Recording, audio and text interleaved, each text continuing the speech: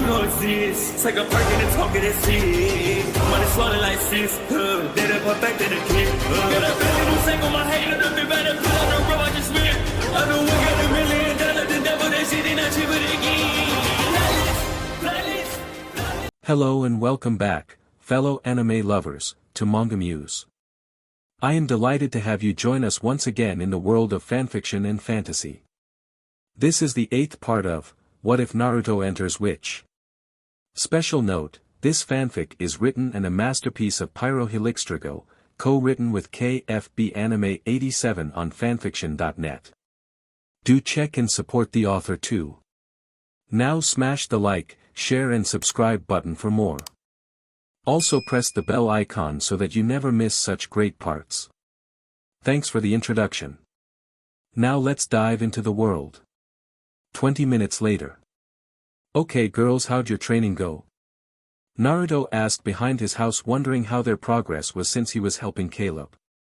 Okay for me, Will said with a smile as she held 3 bright light bulbs lit up between her fingers as she had her hand closed into a fist.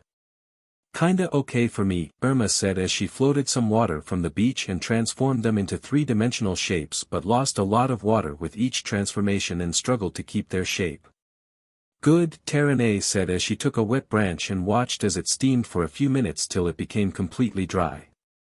Great, Cornelia said, shaping a stone into a sphere. Okay, I think, Hey Lin said, revealing the tree she was at, which was missing about 1/4 of its body. Okay, you girls made tremendous progress in training as it would have taken a long time to get where you are without your magic, Naruto said as magic was truly useful. What do you mean? Hey Lin asked curiously, asking the question on the girls' minds. Well, chakra is hard to train for a person to use, manipulate, and finally change elementally. You girls had magic in you which allowed your chakra to develop more easily. Also thanks to your individual elements your bodies naturally adjusted to the elemental change in your chakra, Naruto said, explaining as best he could. But forget that, I want you girls to transform and use chakra along your magic. It'll drain you less and you'll see how much more powerful your elements are, he said, waiting for Will to transform them. Guardians unite. Will called out as the heart of Kandorkar shined brighter than it ever had before. What the hell? Naruto thought, shielding his eyes from the bright light of the girls transforming, and felt a massive amount of blowback from the power they sent out. They haven't ever released this much light and power transforming, he thought as the light died down, and what he saw shocked him. Will's guardian outfit and physical appearance had changed from her normal appearance when in her guardian form. Her skirt changed into a pair of tight shorts, which connect with her top and formed swirls on her thighs. Her sleeves shrank a lot in length, and she now wears long black fingerless gloves, and her hair stays in a bob, but 2 strands of her hair had grown a little longer in the front. The emblem that appeared on the sphere she made when she transformed is now displayed across her now. D-cup-sized melons on her top. Irma's guardian outfit and physical appearance had changed. Her hair grew longer and curlier, and her costume changed. She now has knee-high boots. Her shirt is now a tank top that displayed her emblem across her average D-cup-sized melons and covered her whole nicely toned stomach. Her skirt also went down to her knees and has slits at its sides. She also had long black gloves that stopped a few inches past her elbows. Terene's guardian outfit and physical appearance had changed very much. Her top changed into a tight t-shirt which wrapped tightly around her massive D-cup-sized melons with her emblem across her chest, and she also gained black fingerless biker gloves, and the bottom part of her hair grows out into very long dreadlocks which reached the top part of her back. Cornelia's guardian outfit and physical appearance hadn't changed that much. Her top now covers her shoulders and connects to her skirt, and her emblem is displayed across her now massive D-cup-size melons. Her hair had also extended so far to her knees. Hey Lin's guardian outfit and physical appearance had changed. Her top appeared to be the upper half of a cheongsam mixed with a halter top that was tight around her average D-cup-sized melons. Her skirt has grown long and wispy, and the beaded cords are gone. Instead they are replaced with matching purple bands that hug her stomach. She also has more bands around her arms, except they were teal-colored, and she wears black, fingerless gloves. Her hair had also grown longer and parts of it were styled into traditional Chinese buns. Naruto could only gawk as he had no words to describe how amazing they looked. Whoa, what happened us? Will asked, checking herself over seeing the new developments. Who cares? Cornelia said, looking at her now even bigger melons. Gotta agree with Corny, this looks awesome. Irma said as she looked over her body and felt her long hair. Yeah, well, I mean, we do look kinda cool, Terene said, feeling a little bold with how amazing she felt and looked.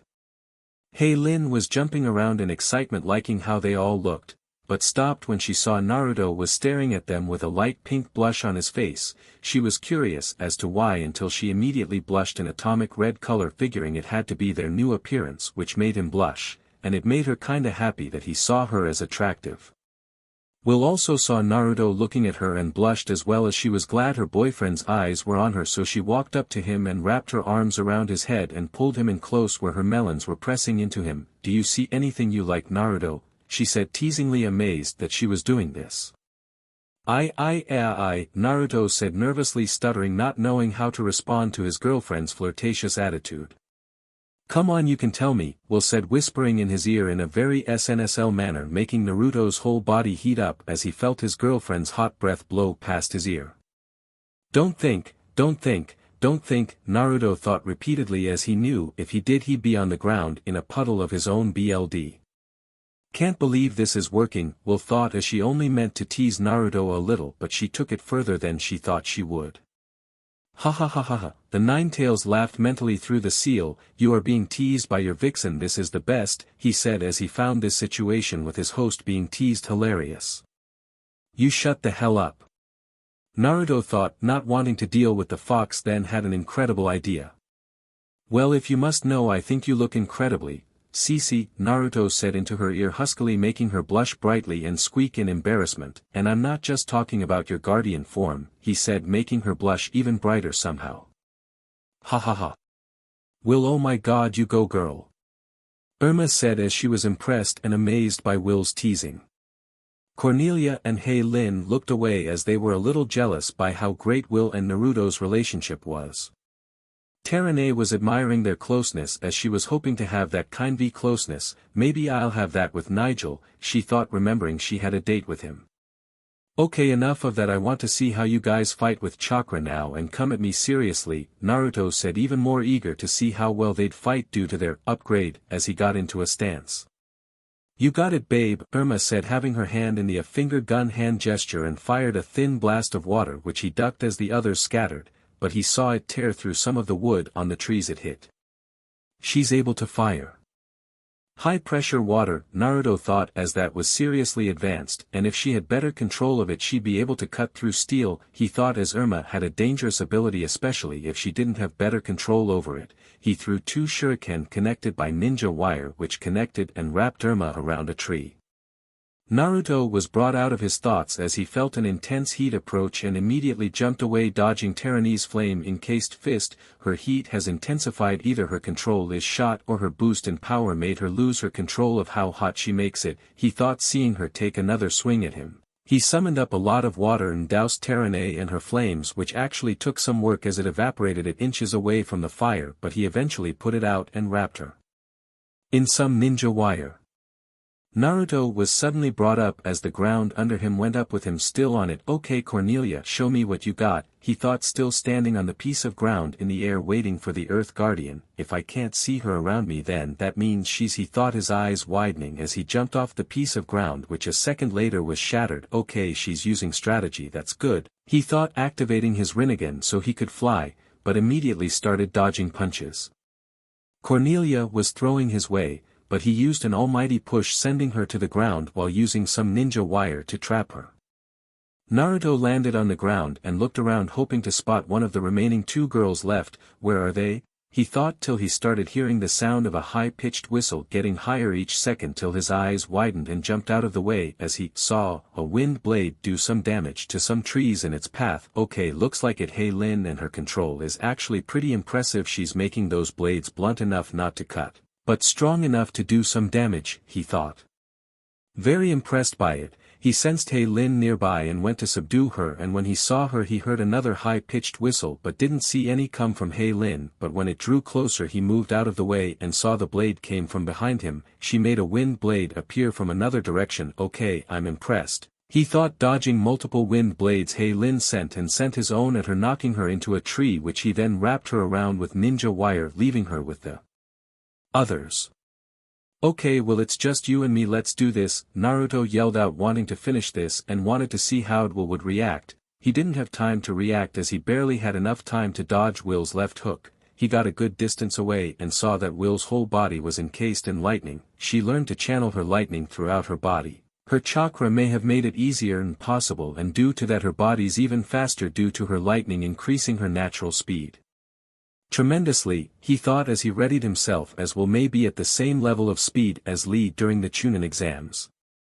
Will immediately rushed him, sending multiple blows at Naruto using the stances and techniques he taught her. She an amazing fighter, Naruto thought, impressed by her skills in taijutsu. Maybe I should use my wind to cancel out her lightning, he thought, remembering that wind beat lightning. He channeled some wind to spin around them, stopping the lightning around Will, who hadn't noticed as she charged at Naruto, who waited for her with a smile as he caught her fist and pulled her into a kiss. Will's eyes widened in surprise and blushed lightly, then gave in to the kiss, closing her eyes enjoying the moment, but had a moment of surprise when she felt a tight metal string wrap around her, and when she looked down she saw that she was wrapped in ninja wire. You cheater, she yelled, smiling as she can't believe she got played by an amazing kiss. How about I make it up to you, say dinner my place? Naruto said, offering a date. Sure, but I'm cooking, Will said as Naruto let her out of the ninja wire. Yeah, and risk you cooking like your mom, Naruto said, making her blush and laugh as she knew her mother didn't cook that well. Hey Romeo and Juliet, you mind letting us out of this? Irma said as she and the others were still wrapped up in ninja wire. Hold on, Naruto said, walking over, untying them. And don't call us that, Will said, not liking it. Would you prefer I call you both Edward and Bella? Irma asked with a smirk as she was now untied. I take it back, I prefer Romeo and Juliet, Will said quickly, hating the other reference Irma used as it was the bane to most people's existence. What are they talking about? Naruto asked Terane as he untied her. Trust me, you're better off not knowing, Terane said as she hated that book series. Okay, let's change back, Will said, raising the heart, changing them back, but noticed something was different. The girls had the bodies of their former guardian bodies while in their regular clothes, which surprised everyone. Yes. Cornelia said, loving the improvement. Oh man, this is awesome. Irma said, liking the longer hair, except my pants are now too tight, she said, feeling the tightness of her clothes. Mine too, Terane said, feeling tight in her jeans and around her chest, while noticing her hair was the same as usual but grew an inch or two longer. I actually kinda like it, Will said, twirling around looking at her new permanent Kaguya figure. Please don't tease me, Naruto said, already thinking she was hot from before, but with this upgrade, made her seem even more attractive. Will just smiled, loving that Naruto felt embarrassed looking at her. We need to go shopping for new clothes since ours are too tight, Lin said, thinking it would be even harder to make so many outfits for herself and the others. Yeah, like totally, Cornelia said, feeling her BR was too tight. Okay, can we all meet at the mall at like 5, Terane said, while also needing their help getting ready for her date with Nigel. The girls all agreed, already wanting to get new clothes for their new sizes. I gotta say you guys were incredible, and due to your hard work I'll buying you new clothes, Naruto said, as their progress was astounding and knew that their hard work was probably the cause of this drastic change, so he felt a little obligated to pitch in. Plus next time we train I'm gonna help you develop your own techniques, so try to come up with some ideas, he said. The girls all cheered and went their separate ways except Will, who was gonna start making dinner for her and Naruto. Naruto then remembered Caleb was still in his house training to use lightning and possibly breaking some light bulbs. Fortress-like temple in an unknown location. The Oracle, Luba, Halaner, and some others gathered around the crimson-red Oromir. Oracle, are you sure this is wise? Halaner asked, not liking this plan whatsoever. But we must, Halaner, without the repercussions of using magic draining one's life force is bad enough, and if it were to get in the wrong hands there's no telling the dangers it could cause, the Oracle said as he was thinking of the safety of all worlds. And Halaner, from what we've seen, we may be able to use magic without consequence, and you may be able to use your former guardian powers, Luba said, trying to convince her college while also wanting the power that she just mentioned. Halaner just sighed as she knew she was wasting her breath. Let us begin, the oracle said as they made a circle around the Oromir and focused their power, making the Oromir rise in the air as pink energy sphere formed around it and started to condense, but as it did, some of the clouds around the temple started to circle around the temple and turned black. Oracle, I think we should stop and rethink this, Halaner said, seeing what was happening and feared what could happen. Halaner, we're fine and we're almost there, Luba said, ignoring the risks. No, we must stop, we are not taking in the power, it's becoming unstable and creating a portal seeking out similar energy. The oracle said as the energy sought out similar energy or the source of which it came from.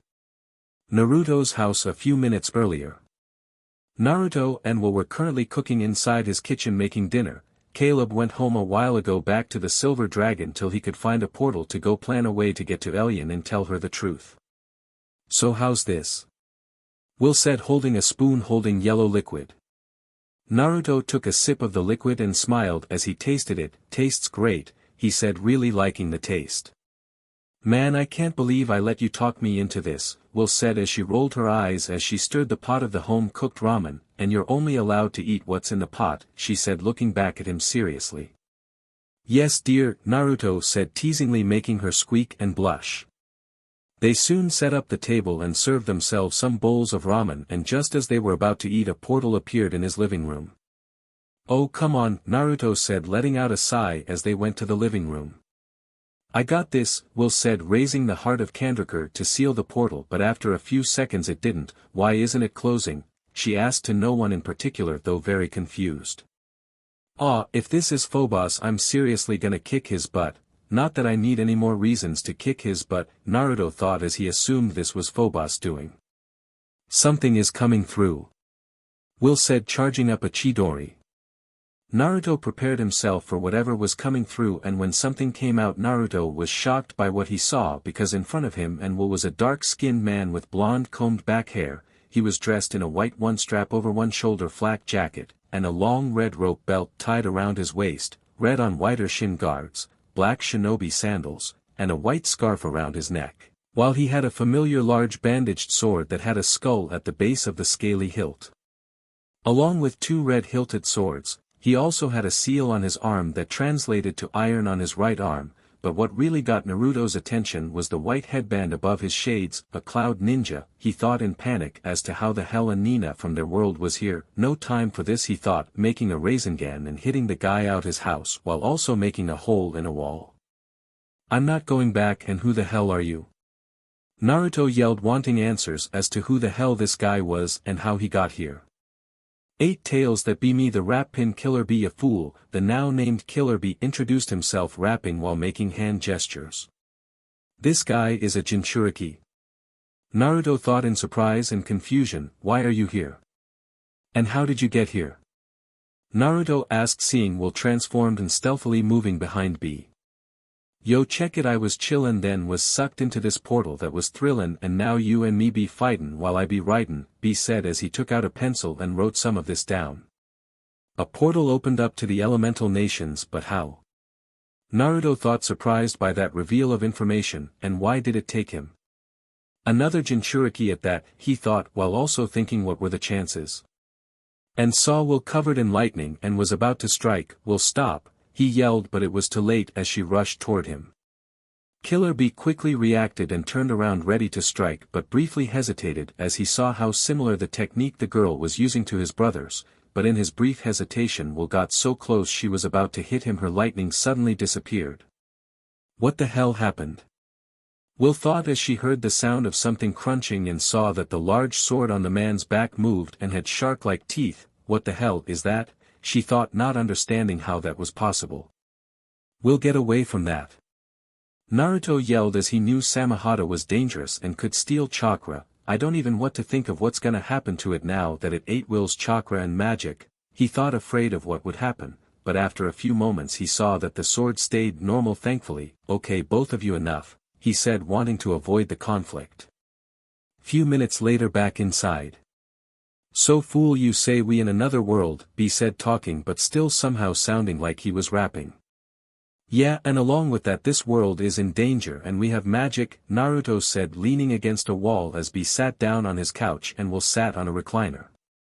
Yo, all this magic be making this situation tragic, B said not believing what he was just told and took a brief minute of pause. What's up with him? Will said whispering over to Naruto. He's talking to his tailed beast. He said he was the 8 tails, Naruto said to Will as she now understood as he told her a Jinchuriki can be brought into their seal to talk to the beast inside them.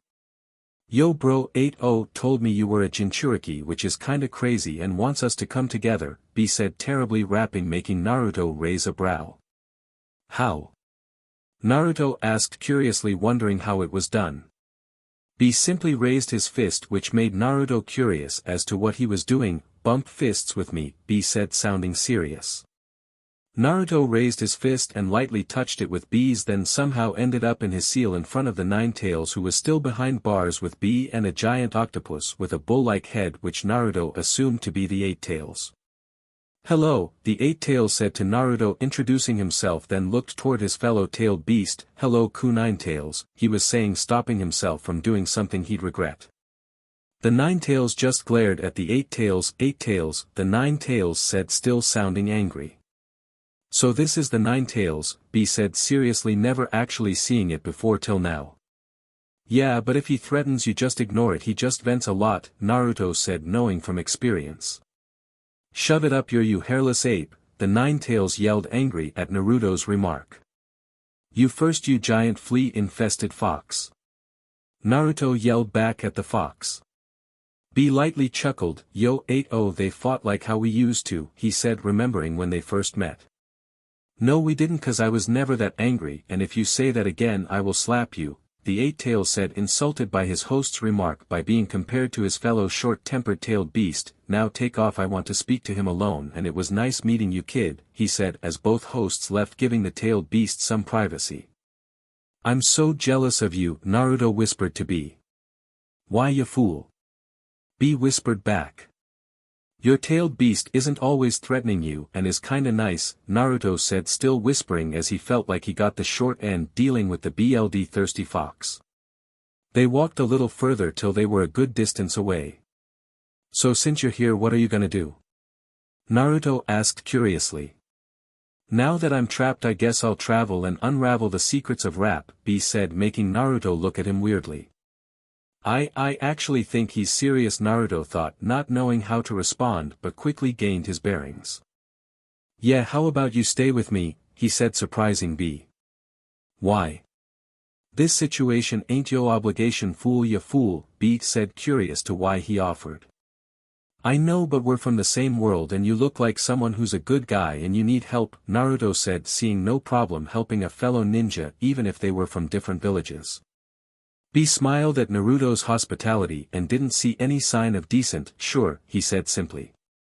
Naruto then began to explain to B the nature of this world, magic, and the current situation about Meridian. Yo, B exclaimed being barely to process what he'd been told.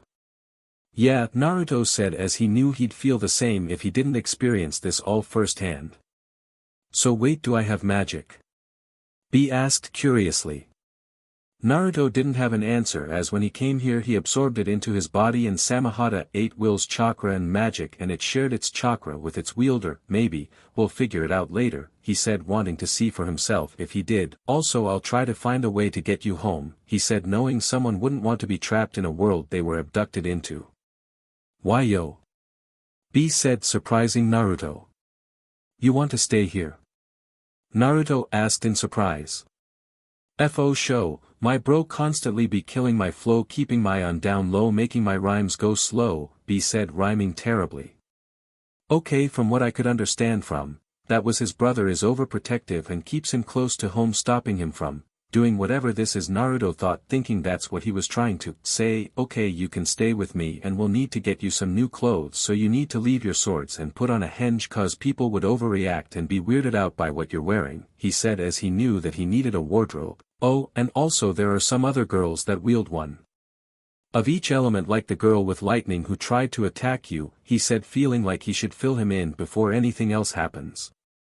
Alright, B said, as it wasn't hard to believe since he saw the girl wield lightning. So do you want to go? Naruto asked, as he thinks that he'd given the Eight Tails enough time to talk to the fox. FO show, B said, having the same thought as Naruto. Back outside the seal. Hey, well, can you get B here a bowl of ramen?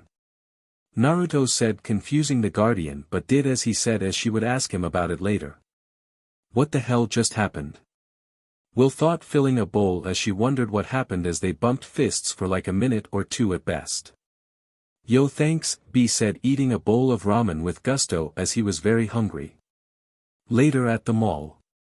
Hey, Will, Irma yelled, getting the redhead's attention, then saw Naruto and someone she and the others didn't recognize.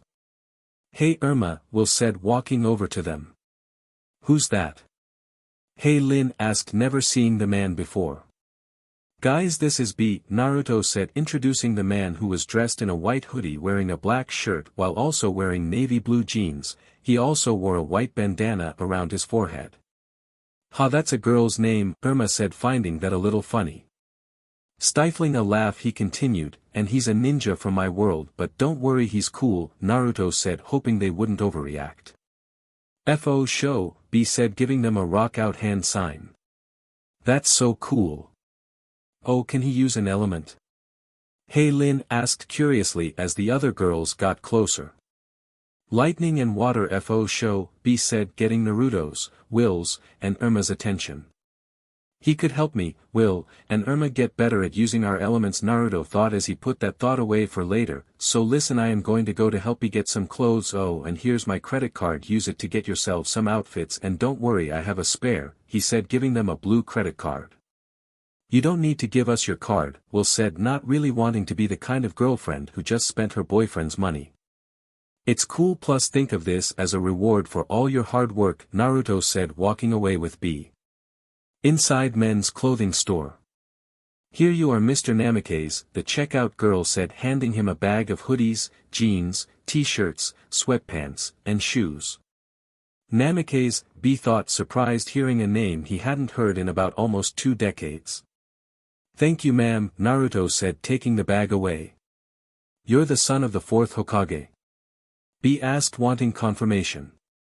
Yeah, back in our world my name was Naruto Uzumaki, so when I got here I changed it to my father's as a way to honor him and also hide in case someone tried to track me down, Naruto said, answering B's question as he knew he'd be curious of him because of his father's name. I knew your dad, B said, seeing Naruto immediately stop right then and there. We fought in the Second Shinobi War. He was the only ninja that was faster than my bro, and after that fight we all came to respect one another, he said, remembering that day as clear as day. Thanks for telling me that, Naruto said with a fond smile from hearing about his father. No problem, B said, till he had a thought cross his mind. Hey, are you doing the CRA? He asked, confusing Naruto. What's the CRA? Naruto asked as he never heard that before. The CRA stands for Clan Restoration Act, and since you're the last of Uzumaki clan you fall under the act that allows you to take on multiple wives to restore the clan, B said, as he knew these types of things happened in other villages including his own. Naruto blushed at that thought and quickly regained his senses. No, and Will must never know about this conversation. I'm serious, I'll kill you, he said, actually meaning it, as she'd kill him for even thinking about it. Unknown to the both of them, they passed a female clothing store where Irma was waiting outside patiently hearing their conversation. Well, that's interesting to know, she thought, having some thoughts run through her mind. Later, outside the mall. So how was your shopping trip? Naruto asked, meeting up with them as they left the mall. Good, but Cornelia may have burned a hole in your wallet, Will said as she gave him his credit card and turned to look toward Cornelia, who was as happy as can be. Shut it, Will, and thanks, Naruto, really appreciate this, Cornelia said as she had 12 full bags. It's a good thing I make as much as I do and still have those jewels, Naruto thought, as he still had the bag of expensive jewels which he would probably have to sell 1 or 2 for all the stuff he's been buying between the new car and clothes. Really, thanks, Naruto, Terane said as she found the perfect outfit for her date. No problem, Naruto said as he got in his car with B and drove home, leaving the girls to go their separate ways. Later at the park. Terene was currently waiting on a park bench for Nigel, having a small smirk on her lightly blushing face. She was currently dressed in a red dress that had long green sleeves and a gold-colored necklace. I wonder when he'll get here, she thought, wondering if she got here early. Terene was brought out of her thoughts as she felt her phone vibrate and ring. She saw that it was Nigel and picked it up. "Hey Terene," Nigel said over the phone. "Hey Nigel, where are you?" Terene asked, hoping he wasn't blowing her off. "I'm at the fountain," Nigel said, telling her where he was. "I'll be right there," Terene said, walking over to the fountain while also hanging up her phone. Terene made it to the fountain and didn't see Nigel around. "Nigel," she said, hoping he'd hear her. "Over here," Nigel said, behind some bushes and trees, along with Jiraiya, Kurt, and Clubber. "What are they here?" Terene asked, not liking the feeling she was having. "For this nerdit," Jiraiya said as they all flung water balloons that were filled with paint. Terene was hit with multiple balloons and covered in different types of paint and soon fell inside the fountain, making the water turn different colors from the paint and her makeup run from her face. "Why would you do this?" she asked, sounding heartbroken and emotionally hurt. "'Cause your family F with mine," Nigel said as he and the others took off while laughing and high-fiving each other. Nigel also grabbed a phone he brought with him that was on the ground, recording the whole thing. "Hope her mother hurts when she sees this," he thought as he hit the send button on his phone to send the footage to Terene's brother, whose number he got from an online profile he had, and Nigel hoped he'd show it to his mom. Terene began to cry as rain started pouring down. She felt heartbroken and humiliated as she walked in the pouring rain, having no destination in mind as she walked away. Later in the city. "Can't believe what some people would pay for some precious stones," Naruto thought, driving his car as he literally made 70 grand from selling a 2-carat muscovite stone. As he drove, he saw how hard it was raining as lightning began to appear. "Man, the rain's really coming down hard," he thought as he drove and stopped at a red light.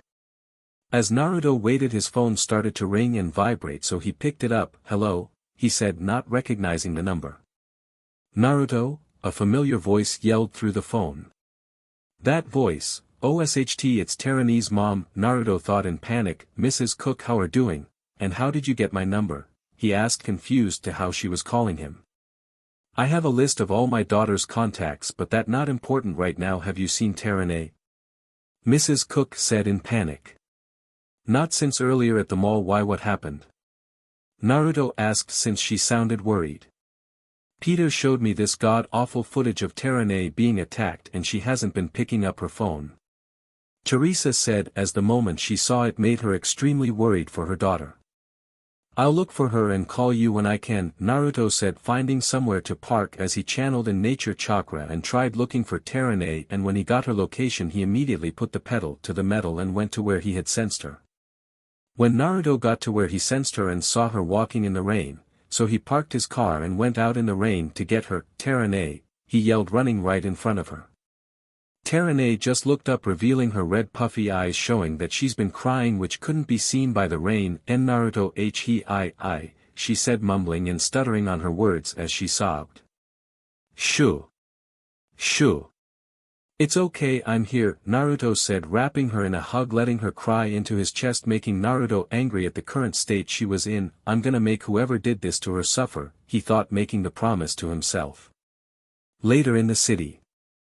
Naruto was currently driving with an unconscious Terene as she fell asleep the moment she made it inside the car. He was currently driving to his house as he called the girls to meet him there, while he also clutched the steering wheel in rage as Terene told him what had happened, and when she did, Naruto did his best to remain as calm as humanly possible as Terene needed him. As he drove up to a red light and took out his phone, then called Terene's mother, telling her that he'd take her to his house so she could clean up and be around friends. Teresa agreed and asked him to take good care of her daughter and bring her home. Naruto stopped his car as he saw the 4 people his rage was directed at and saw them enter the silver dragon, which actually made him smile as he had an idea pop into his head as he drove faster to drop off Terene in the hopes of carrying out his less than thought out plan. Naruto's house. Naruto picked up Terene and carried her to the front door, where Will quickly opened the door as she and the others waited for them to get there. "Is she okay?" was the question they all asked as he laid her on the couch. She's fine, Naruto said, wanting to believe his own words, but quickly went back outside. Naruto, where are you going? Will yelled as the sound of thunder rumbled through the sky. Payback, Naruto said, driving off in his car, making Will worried of what he'd do in his angry state. Later at the Silver Dragon. Naruto made it inside the Silver Dragon soaking wet and scanned the restaurant and saw that there were very few people here, which he was glad for, and when his eyes landed on his targets he immediately marched over to them. Hey Naruto, what's up? Nigel said, not knowing the hell he unleashed upon himself the moment he did what he did to Terane. Oh look, it's our waiter, Jiraiya said as sarcastically as possible. No time for your SHT, Jiraiya, Naruto said as he was about to go off like a firecracker. Jiraiya grabbed a glass of water he had and threw it at Naruto, who smiled, confusing the others until he reeled his fist back and swung it straight at Jiraiya, breaking his nose. Naruto, what the hell? Nigel said, seeing Naruto hit his sorta friend. Naruto quickly responded to Nigel's question by throwing a fist at his face. Kurt and Clubber charged at Naruto trying to restrain him, but as they got close Naruto threw a quick punch at Clubber, sending him into the table they sat at, and grabbed Kurt's fist, twisting it, and stopped when he heard his bones crack. What's your problem? Nigel said as he rubbed his bruised cheek. You messed with someone I care about, Naruto said, glaring at him angrily. Nigel just chuckled. What the cook be, he said, digging his own grave as Naruto gave him such an intense glare that if looks could kill he would be dead 20 times over. Later at Naruto's house. Where'd Naruto go? Terane asked, wanting to change the subject and thank Naruto. Don't know, he just took off, Irma said as she and the others had no clue where he went. He did what? Hey Lin yelled as she was on the phone with her grandmother. Hey Lin, what happened? Will asked, worried as today didn't seem like anyone's day. It's Naruto, he's in jail. Hey Lin said, surprising the other girls. For what? Will asked, yelling as she was surprised her boyfriend was arrested. He beat up Jiraiya, Kurt, Clubber, and Nigel, Hey Lin said, saying Nigel's name with Destine. Nice, Irma said, happy Nigel got what was coming to him. Talk about karma, Cornelia said, glad those morons got what was coming to them. Terane didn't know what to feel as she still felt heartbroken but also touched that Naruto did that for her, then quickly realized he was still in jail. We have to bail him out. I'll call my dad, she said as her dad was a lawyer. I'll call mine too, Irma said as her dad was a cop, as they all left his house. B peered out of a corner he hid behind as he didn't want to interrupt the Guardian's moment and didn't want to overstep as they barely knew him. Yo Gyuki, how much you wanna bet that Naruto goes with the CRA? He said out loud. What, do I look like an idiot? That's a sucker's bet, the Eight Tails said, answering to his true name. Police station. Dad. Irma said as she and her friends went inside the station. Is Naruto okay? She asked, wanting to know if he was hurt. He's perfectly fine, it's the other guys you should be worried about, Tom said, holding some paperwork. Why, what happened to them? Will asked, not really caring as she wanted to know how much they suffered. Jiraiya has a broken nose and cracked skull, Clubber has a sprained ankle and a bruised side, Kurt has a broken hand and forearm and a black eye, and finally Nigel, although nothing broken, has some very bad bruises as Naruto relentlessly beat him. Nigel lost 3 teeth and Naruto even shoved him through a wall, Tom said, reading some witness statements and how many injuries they had. The girls were smiling a little and very happy on the inside at what Naruto did. So is he going to be released? Will asked, wanting to know. Sorry, but with what happened he might get 6 to 9 months in juvie, Tom said, surprising them. But he's underage. Irma said as she knew that was important information, and it's his first offense, she said, as that was even more important. I'm sorry dear, but it's out of my hands, Tom said as he couldn't do much. You might be wrong Tom, Lionel said as he came inside. Dad. Terane said as he came inside. "Hi sweetie, glad you're okay," Lionel said, wrapping her in a hug, glad she was safe. "And Tom, I have viewed the witness statements and can say for a fact you can't hold Naruto in custody due to a Mr. Jiraiya done instigating the and Naruto defending himself, and seeing as how Mrs. Lin isn't charging him with damages and this is his first offense, I think everything could be dropped," he said, surprising all the guardians except Terane at how her dad was at this. Tom saw his point and saw all his reasons were valid. "Okay, I'll lose the paperwork," he said as he left them to wait as he processed Naruto's release. A few minutes later. "So anyone think Naruto's anyone's boyfriend yet?" Irma said, bored from waiting, and got surprised looks from everyone. "Oh my god. Irma, what the hell is wrong with you?" Will said as she was honestly asking. "I mean, with those muscles and those big blue eyes, also add in the fact he's been in there for about let's say 2 hours then, yeah he probably is," Cornelia said, getting some laughs from Irma. Luckily for everyone, Naruto came out with Tom while wearing HNDCFFS. "So," Irma said as she had a smirk, "how was your time in the slammer?" she asked, getting a nonchalant look from Naruto as her dad unlocked his cuffs. "Been in worse," Naruto said, completely serious as he rubbed his wrists as he was annoyed that he couldn't remove them as he would be in trouble while also having to pay for the ones he broke. "Oh, I got you something for your next time you're here," Irma said, taking out a harmonica and tossing it right at him. "Funny," Naruto said, his voice just laced with sarcasm, then blowed into the harmonica playing what sounded like old blues. When they made it outside they saw that the rain had stopped, and as soon as they were outside Terane just slapped Naruto right in his face, surprising everyone. "Terane," the other girls yelled in surprise at seeing what she did. Naruto was a little surprised by what happened and even more confused. "Can I ask why I got slapped?" he asked as he wondered what he did. "You shouldn't have done what you did to those guys," Terane said, less than pleased that he did that. "I'm not worth it," she said, mumbling, but everyone could still hear. "You're completely worth, and I don't want you to ever think or even say that," Naruto said, completely serious.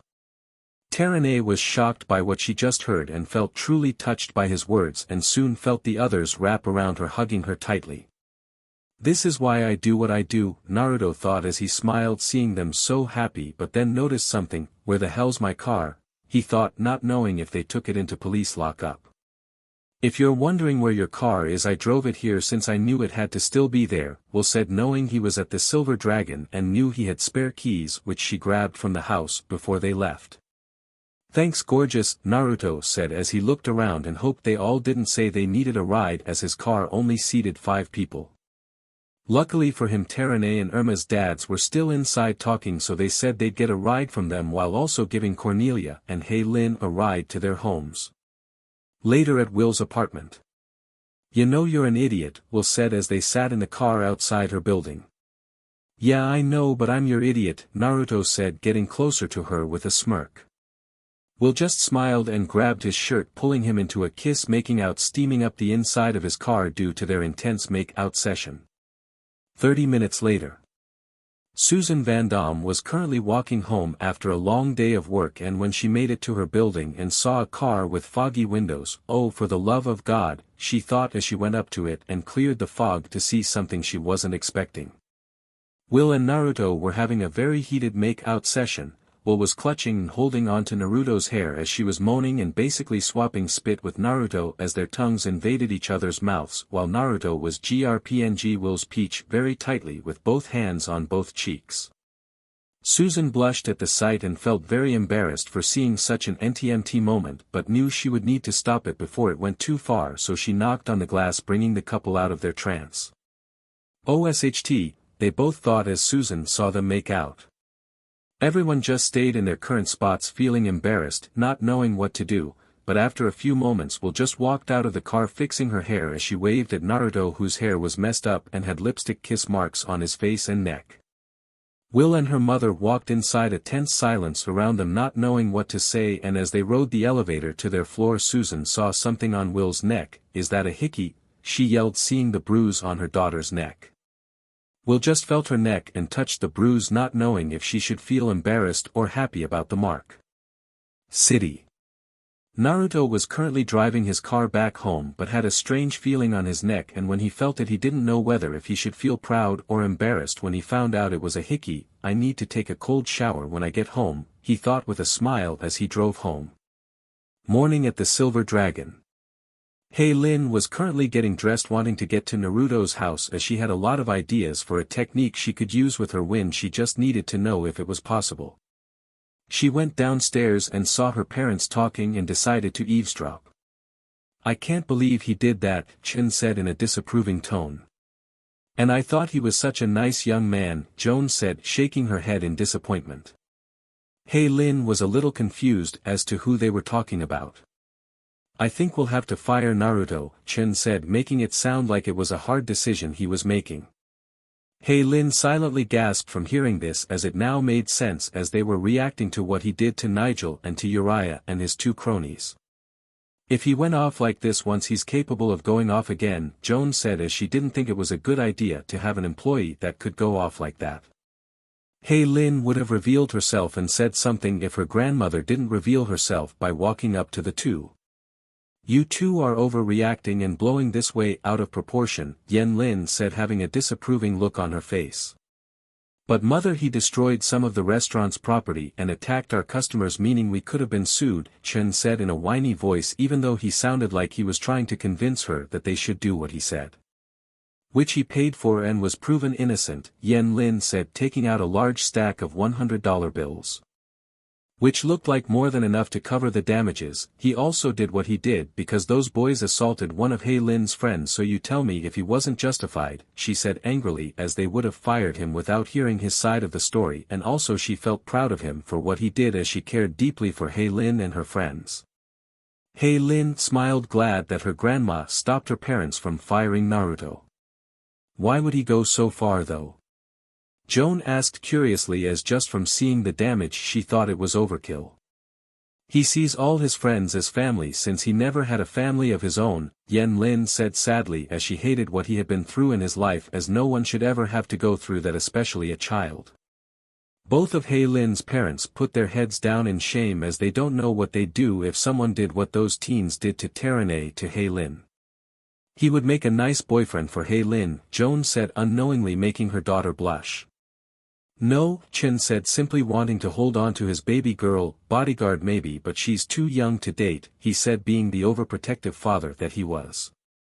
Lin rolled her eyes seeing as this happened repeatedly, but she did ponder once again what it'd be like to have Naruto as a grandson, which she saw no downside seeing as he'd make her granddaughter happy, but knew that it wasn't likely since he was dating Will and knew he'd give Will all the love in the world. Lin just snuck past them as she wanting to get as far away as possible, as she was glowing red from embarrassment. Earlier at Naruto's house. So B, you want to get a job? Naruto asked, trying to see if he understood what B had said. Yeah, B yelled, raising a rock sign up to the sky. I'll have to ask Lin to make some documents for B, Naruto thought, as he knew B would need that type of information so people wouldn't try to arrest him. I'll get you some documents, but I know someone who could give you a job. How do you feel about being a chef? He asked, as a chef quit very recently from the Silver Dragon. FO show, B said in excitement, as being a cook sounded good to him with his blade skills, and it also didn't feel right to him to mooch off of Naruto. Okay, the girls will get here in an hour, so let's get started on learning magic, Naruto said, as he wanted B to be fully capable and not have restrictions, as Naruto really liked him and got along with him well.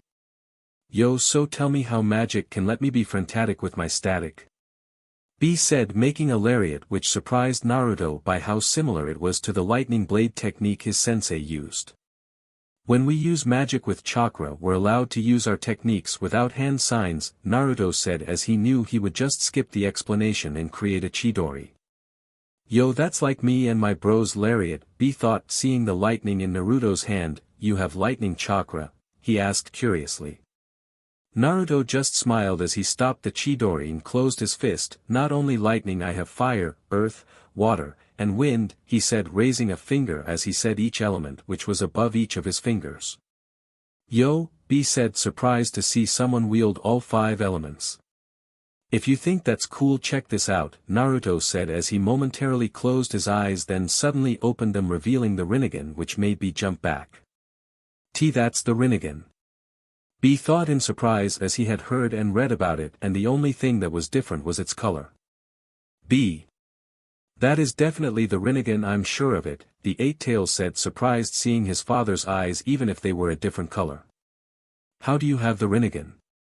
B asked, surprised, not knowing how else to ask. Naruto explained to him that it was awakened by a Rinnegan user who basically gave it to him when he was in a dire situation. B and the Eight-Tails were speechless as they couldn't believe that they were in the presence of a wielder of the most powerful dojutsu to ever exist. Okay, enough of that. I haven't sensed any magic in you, so I have an idea for you to try, Naruto said, having thought out a plan for B to obtain magic. Getting B to raise an eyebrow in curiosity. You'll need to transfer magic that Samehada will absorb from me into you, he said, as he knew Samehada could absorb and transfer the chakra it stored to its wielder when needed. B did as Naruto said as he took Samehada and saw the hilt wrap around B's arm and opened its mouth for the meal it was gonna have. Okay, I'm gonna summon up some lightning and water with magic, cause I think they'll work best for this experiment, Naruto said, as he didn't know what would work best, just magic or elemental magic, so he just winged it, holding out both his hands at a safe distance, not wanting Samehada to cut them off as his left one had lightning and his right had water. Samehada sniffed the power Naruto was holding out and ate, while transferring it over to B, who seemed perfectly fine as it seemed to be going well. Okay, B, try controlling the water in this glass, Naruto said, getting a glass of water and leaving it on a table. All you need to do is extend your magic as it can be manipulated from a distance since it's your power, he said, explaining the best he could. B did as Naruto said, but was only able to get a small tentacle of water to rise and fall back into the glass. Great first attempt, Naruto said, as he was lucky when he used his primary elements and was successful. Just try some chakra exercises but with magic instead, and also try shape manipulation, you'll get better control, he said, as it was doing wonders for him when he trained using water, as he had gotten better at it. B nodded as he'd have to train to get used to this new power he had. Oh, also can you help me train Will, Irma, and myself with lightning and water? Cause I've been doing my best to train the girls with my limited knowledge, Naruto said, as he didn't know any techniques or methods on how to train in their lightning and water control and came up with unique methods. B asked Naruto what methods he's been using and found some of the ways of training to be genius and very creative, and B praised him for his creativity. With W.I.T.C.H. So what's up, you guys? Cornelia said, running up to Irma and Terane as they all walked toward Naruto's. Hey, they both said, seeing her. So you guys have any ideas for your new moves? Cornelia asked, looking forward to training as it became a great workout and it felt great that her hard work was paying off. You bet, Irma said happily as she spent all night thinking of ideas. Yeah, Terane said as she studied different scientific ways that fire could be used. Hey guys, Will said, running up to the others. Hey babe, Irma said as Will walked up right next to her, but Irma noticed something on Will's neck. Will, is that a hickey? Irma asked loudly, seeing the bruise on her neck. OSHT, I forgot to cover it up. Will thought as she knew they'd make a big deal about this. Naruto making his claim. Cornelia said with a sly smirk as it was fun to tease Will sometimes, or were you and him just sucking each other's faces, she said, seeing Will turn red from embarrassment and anger. Hey you guys, Hey Lin said, running towards them. Oh thank God, Will thought as Hey Lin just basically shifted the attention that was on Will to herself. Hey, check out Will's love bruise. Irma said, pointing at Will's neck. Hey Lin looked at said bruise and had a thought cross her mind. Does Naruto have one? She asked curiously. Yeah Will, does Naruto have one? Irma said. Slyly and cutely, as she found teasing Will to be hilarious. Will blushed a deep shade of red. Does he have one? She thought curiously, then blushing from the idea of him having one. We should get to Naruto's since we don't want to keep him waiting, Terane said, helping Will out. Thank you Terane, Will thought, not wanting to deal with this. Fine, we'll grill Will about her love life later, Irma said, getting a deep sigh out of Will. Cornelia and Hey Lin just started chuckling into their hands as Will face palmed herself as she was very annoyed. Later at Naruto's. So what are your ideas for your new techniques? Naruto asked as they were all in the forest behind his house. I got this idea, hold on, well, I forgot something, Will was saying before Naruto interrupted her. B here is gonna teach you and Irma about your elements, Naruto said as B stepped forward. So the shades wearing Pops is gonna teach us? Irma asked as B didn't seem all that impressive. Yeah, cause he has more experience when it comes to training with your elements, so it won't hurt to learn from him, Naruto said as he was amazed he did this while training them. He can help you further your control over your elements, he said as B told him his brother used a technique similar to Will's, and from what B told him about it, the technique made his brother well known and seemed like if Will could mstr it, she'd be a force to be reckoned with, and with Irma, B told him about how he could help further develop her already incredible control, which Naruto admitted sounded like a good idea, since if she did that she may get to the level of the second Hokage. Will and Irma had pondered the idea, but new experience went a long way and B had a lot more experience when it came to their elements. So what are your ideas for techniques? Naruto asked, getting back on task. Oh, mine is concentrated energy, so my lightning could do more damage, Will said as she read an article on lightning she saw when she was looking up information for any ideas. Mine is pressurized water. I saw how I blasted away some trees with my squirt gun, and looked up how it could do that and saw pressurized water could cut steel. Irma said that she was amazed by the amount of damage it could do and wanted to get proper control over it, unknowingly having the same idea as Naruto when she first did it. Compact heat. I wondered if I could compress my heat similar to that of compacted air molecules to make even bigger explosion, Terane said as she read a science piece about when air was compressed it could explode when released, and she wondered what reaction she'd get if she'd heat up the molecules as she did that with her fire.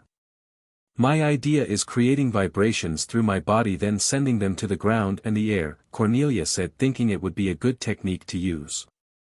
Oh, I was thinking about creating a barrier of wind around my body to be like a shield to blow away attacks, Lin said as she thought that she had enough attacks and no defensive techniques. Wow, I'm actually surprised that they came up with such creative techniques, Naruto thought as he knew it would take them a while to learn the techniques they wanted to learn. Okay, will you and Irma go with B and I'll be there in a while after I help the others, he said as the three left. A few hours later. This actually went a lot better than I thought, Naruto thought as the spot they all trained looked like hell. I honestly thought this place would have been completely destroyed, he thought as the moment they started training there were a lot of explosions and destroyed land, and where the hell is Caleb? He should have been back by now, he thought, wondering where the rebel leader was. Meridian. Caleb was currently running from the castle as fast as he could with Blunk right behind him as they were being chased by guards. Next day, Will's apartment. Geez, is my room always this messy?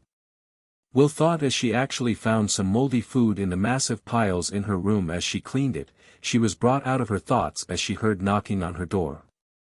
Come in, Will said, wondering what her mom wanted.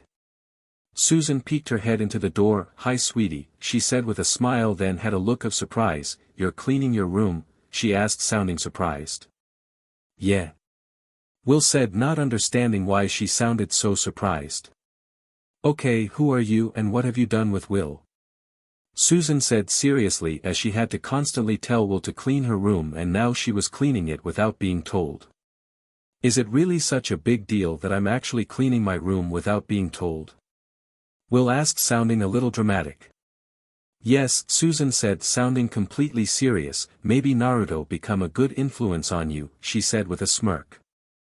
Maybe he has, Will said with a smile as she cleaned her room, thinking she has become more mature due to his influence. Even though he could be childish, he was an incredibly great person that she could be open with, telling him anything and everything. That's actually what I wanted to talk to you about, Susan said, sitting on Will's bed and motioned for her to sit next to her on the bed. Why? What's up? Will asked, sitting on her bed. Well, you remember when I saw you and him the other day? Susan said nervously as she had been avoiding the topic for a while. Yeah, Will said, blushing in embarrassment as she remembered how amazing it was making out with Naruto in his car, but the mood died when her mother saw them embarrassing the both of them. Well, I just want to say you're not in trouble, but we need to talk, Susan said as she knew Will would hate to talk about what she would bring up. Okay, Will said nervously, not liking the vibe of this conversation. Well, you're at that age when you're experiencing changes physically, Susan said as she noticed how developed her daughter was the other day, and it made her realize there was even more reason she'd have to give Will this conversation. Oh God, Will thought, realizing what this was. And you'll have these urges that you'll want to express physically, with Naruto other than kissing, Susan said as this was getting harder to talk about. Anyone please, Will thought, begging for someone to intervene, and if someone was answering her prayers as the house phone started ringing. Thank God, she said, grabbing the phone. Talk to me, she said as she heard her mother forcibly clear her throat. I mean Vandom residence, she said, correcting herself as her mom didn't like how she responded to people that called the house phone. It's me, we gotta meet Caleb at the Silver Dragon like yesterday. Terene said in urgency. A loud feminine scream could be heard through the phone. What was that? Will said in worry, wondering what that scream was about. Will you just calm the hell down? Naruto's voice was heard through the phone with a large crashing in background. Was that Naruto? What's going on? Will said, wondering what was happening, but all she heard was the sound of a dead line. I gotta go, be back later, she said, dashing past her mother. This conversation isn't over. Susan yelled as she watched her daughter run out. As if I could be so lucky, Will thought, not wanting to have this conversation ever again, but knew she wasn't that lucky. Later at the Silver Dragon. Okay, what did I just walk in on? Will asked, seeing a messy kitchen and her friends in strange positions. Well, it went like this, Naruto said, coughing a little as he was covered in flour. 1 hour earlier. Naruto, I can't thank you enough for this, Yen. Lin said happily as she watched B prepare multiple orders of food while flipping and tossing knives like it was second nature with such graceful skill. You two are probably the only employees I'll ever need, she said, thinking out loud, thinking that these two could probably do as much as her whole staff. Yo, check it, I be grillin' and sizzlin' that be thrilling as I chop these fish with my knife, but it ain't stopped the rapping that is my life, B said, rapping as he cooked, confusing Yen Lin. Does he always do this? Yen Lin asked, wondering why he was rapping so terribly. Sadly yes, Naruto said, letting out a stress-filled sigh as he heard B rap all throughout the 2 days he's been here.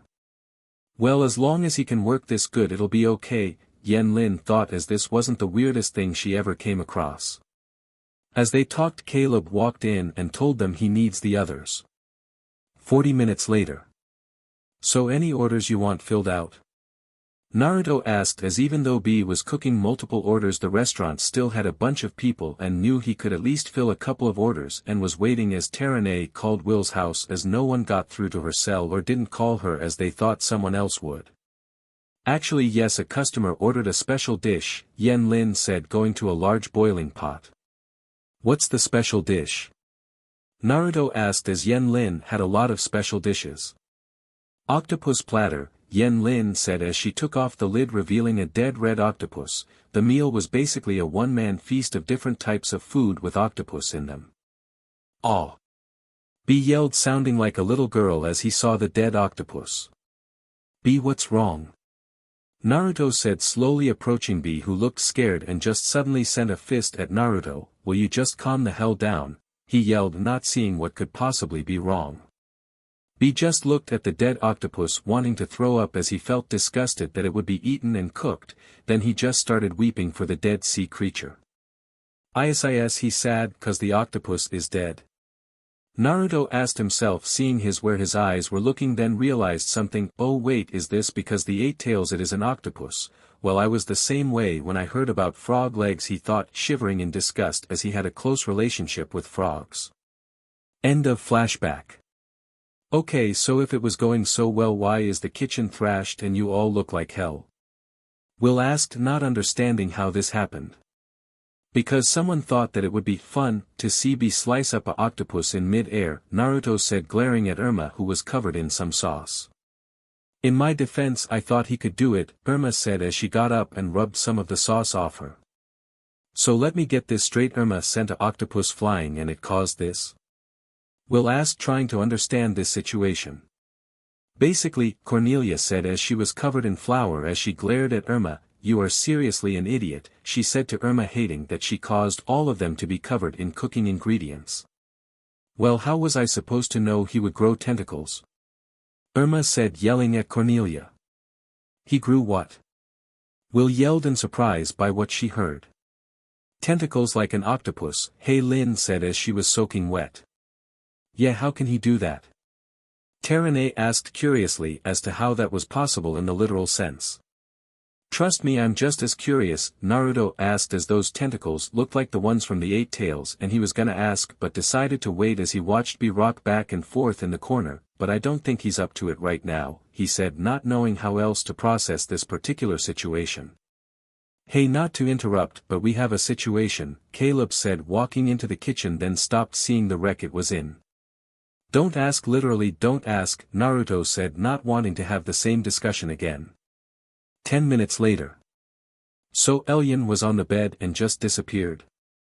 Naruto asked, wanting to make sure he heard right, as it seemed Elian made an illusion-type clone, which would prove difficult, as if it was like an illusion clone then it could possibly throw of his sensory, as it had a genjutsu component. Like into thin air, just like that? Cornelia asked, wanting confirmation. They could be like our astral drops, Terene said, bringing up a good point. If we could clone ourselves, couldn't she project a self-image? She said, as Elian's powers were strong and possibly growing, or maybe it was like Naruto's clones, she said, as Naruto could make dozens of clones. Let's hope not, Naruto thought, as if they were like his clones then Elian would become a massive problem and threat to them all, but the astral drops thing seems most likely, and if she could make as many as me we'd be in less trouble since they are all just blank slates, he thought, remembering the play and how crappy the astral drops were, besides only being good for exact doubles in everything except for their memories and powers. Maybe, but why? Will asked to no one in particular, as she wondered as to why she had a clone in her place before Caleb even got there. Next day at Sheffield Institute. So what's with everyone staring at me? Naruto asked, seeing everyone around him whisper and stare. No clue, Will said, as it could be any number of reasons, as it was high school and a lot of people gossiped. Yo Naruto, a voice called out, and when Naruto looked back and saw Matt run up to him. Hey Matt, what's up? Will asked, curious to how he was doing. I'm okay, but is it true? Matt asked curiously. Is what true? Will asked, as she and Naruto wondered if it had anything to do with the looks they were getting. About what Naruto did to Nigel and Jiraiya's gang, Matt asked, as the whole school had been talking about it. Oh, I definitely did that. Those SHT heads had it coming. They messed with Terene, Naruto said, as he had a glare just thinking about it. How bad did they mess with her for you to send them to the hospital? Matt asked, as some of them had broken bones. They played with her emotions and humiliated her, Naruto said, hating that something like that happened to her. Geez, I knew he had some issues but never anything like that, Matt said, as he always had some suspicions that something bugged Nigel, but not something that would make him do something this cruel. He's done in my band, he's always been kind, VEN, but this crosses a line, he said, taking off. Is it wrong that I want him to punch Nigel in his face?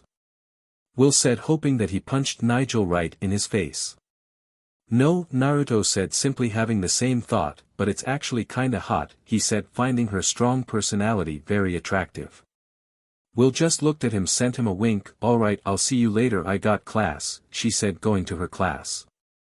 Naruto walked down a hallway to get to his next class, but as he turned a corner he saw something that really pissed him off. Hey, check out Metal Mouth. Jiraiya said, as he and his goons surrounded and cornered Lin. Yeah, just look at it, they're so weird. Clubber said, following Jiraiya's lead.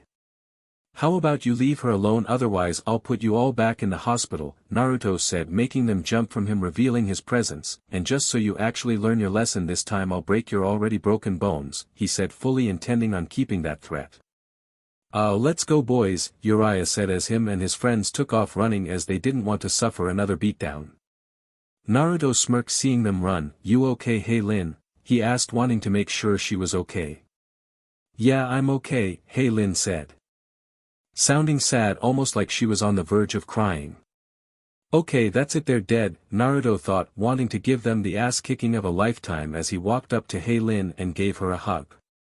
Lin let some tears out as she rested her head on Naruto's chest as he comforted her, wanting her to feel better, as it wasn't right to see the always cheerful Lin sad. I wish I could have someone that's even half as good, Lin thought, as Naruto always comforted her when she was sad and was always there for her when she needed it. End of school day. Naruto was currently going toward his car as he didn't have anything left to do at school, but on his way he saw Terane staring at some poster she had in her hand. What's she looking at? He thought curiously, walking over to her. Hey Terane, he said, surprising her. Oh hey Naruto, Terane said, hiding the paper behind her back, foolishly hoping he didn't see it. She's not very good at the whole stealth thing, Naruto thought, having a small sweat drop, but quickly snapped out of it as he quickly swiped his hand, now holding the paper Terane had. Terane quickly brought her hand that held the paper and saw that she no longer had it. How did you? Terane asked, not understanding how he did that. Please, Terane ninjas basically invented sleight of hand, Naruto said nonchalantly as he read the flyer that said, Dance class auditions. Why would she have this? He thought curiously. You want to try out for a dance class? He asked curiously. Why yeah, Terane said, sounding embarrassed as she had a light blush. I've always liked dancing, I did it when I was young but had to stop when I moved here, she said, having a sad smile as she remembered how much excitement ran through her body when she danced. Well, why don't you try out? Naruto said as he knew it was great doing the things you love, as it made a person have a feeling of joy and excitement. I don't know, Terane said nervously, as it had been a long time since she danced and didn't know if she would be any good. Naruto placed his hand on her shoulder and gave her a fond smile. Terane, if you love to dance then you should do it, don't doubt yourself, he said, having full confidence that she'd do well. Thanks, but I don't know, it's on the other side of town, Terane said sadly, but grew confused as she saw the smile Naruto was giving her. I'll drive you to the class, Naruto said as he'd drive her to every class so she could be happy, and before you say anything, it's not a problem and it won't affect anything to do with W.I.T.C.H, he said, as he knew she'd have similar concerns like Will did with swim class. Terane just smiled as she knew there was no way she could change Naruto's mind, but she found it kinda amazing that he was so loyal and helpful toward his friends. Later at Terane's house. I can't believe you were that good at dancing to get the head instructor to ask you to enroll, Naruto said, fully surprised at how good she was, but I guess I shouldn't be surprised because of how passionate you were about it, just like your fire you became a passionate flame, he said, smiling at the nickname he gave her. Thanks, Terane said, blushing from his praise as she had a great time going to the class. Man, she looked incredible when she danced, it kinda reminds me of something, Naruto thought, as when she danced so beautifully and graceful it reminded him of an appealing girl he once saw dancing in front of a waterfall. He then compared the two and couldn't stop but be in awe by their appealing movements, then realized where his thoughts were leading him. Not a pervert, he thought repeatedly. Thanks for the ride, Naruto. Later, Terane said as she got out of the car. Later, Naruto said as he watched her go inside. Okay, now what else do I have to? He thought, thinking he had something to do, but he was brought out of his thoughts as someone tapped on his window, so he rolled it down. Hi, can I help you? He asked, not knowing the person who was knocking on his window. Yeah, you're Naruto, right? I'm Peter Cook, can I talk to you for a second? Peter asked, wanting to talk to him. Sure, what's up? Naruto asked, wondering what Terane's brother wanted. I just wanted to say thanks for what you did for my sister, Peter said, having an appreciative look on his face. It was no problem, Naruto said, fully meaning that, as it was never a problem protecting his friends and he'd continue to do so for the rest of his life. Thanks for watching out for her, my man, really appreciate it, Peter said, extending his hand, which Naruto took, shaking his hand. Like I said, no problem, I look out for my friends, Naruto said, releasing his hand as they parted ways. Terane's house. Why were you talking to Naruto? Terane asked her brother as she saw him talking to Naruto. Oh, don't worry, I wasn't threatening your boyfriend, Peter said, messing with his little sister. He's not my boyfriend, Terane said, quickly denying his claim. I wish he was, she mumbled, but it was loud enough for Peter to hear. Is that right? Peter said with a knowing smirk as his sister blushed. Later in the city. What was I thinking about? Naruto thought driving his car having no set destination, oh right getting B a job but where, he thought as the silver dragon wouldn't work due to B's freak out. Naruto stopped his car at a red light and saw a familiar place he hadn't been in a while and suddenly had a thought, this could actually work for me, he thought having a smile. 30 minutes later. Yo Naruto. B said calling his name inside a building he just entered and saw empty shelves and boxes filled with stuff. In the back. Naruto yelled making B walk toward the back where he saw Naruto signing some papers giving them to a man in a suit. Thank you Mr. Namikaze have a nice day, the man said giving Naruto some papers and some keys then proceeded to leave. So why'd you call me here? B asked as Naruto called him on the phone. Naruto got him. Easy this is your new job, Naruto said as he walked up to B. Why here? What's even done here? B asked confused as to what was even done here. This was a bookstore that belonged to an enemy of ours. I bought it because there's some stuff he left here, Naruto said as not all the bookshelves were boxed up. Luckily for them no one touched the leyline book that teleported between the Earth and Meridian and that's about the only thing he knew in the bookstore. There could have been more things he left. I thought it'd be a good place for you to get a job and keep things safe, he said as this place would be perfect for a person like B as he liked to write and read while also strong enough to stop anything from crossing. B looked around and thought about it and nodded deciding to take the job as it seemed right up his alley. Naruto quickly filled him in on everything about the history with the bookstore and what he could expect. Oh also Yen Lin gave me your I.D and everything, he said giving B the documents he'd need in this world. B took them and examined them but he noticed something that caught his interest. Yo Naruto check this out, he said handing Naruto his license. Naruto looked at the license and didn't see anything wrong with it, that was until his eyes landed on B's name then his eyes widened in surprise as he mentally read it, B Namikaze, was what it had said on the license. Naruto and B just stayed there in silence not knowing what to say to one another as this situation was very awkward to say the least. So guess this makes us family huh? Naruto said nervously scratching the back of his head.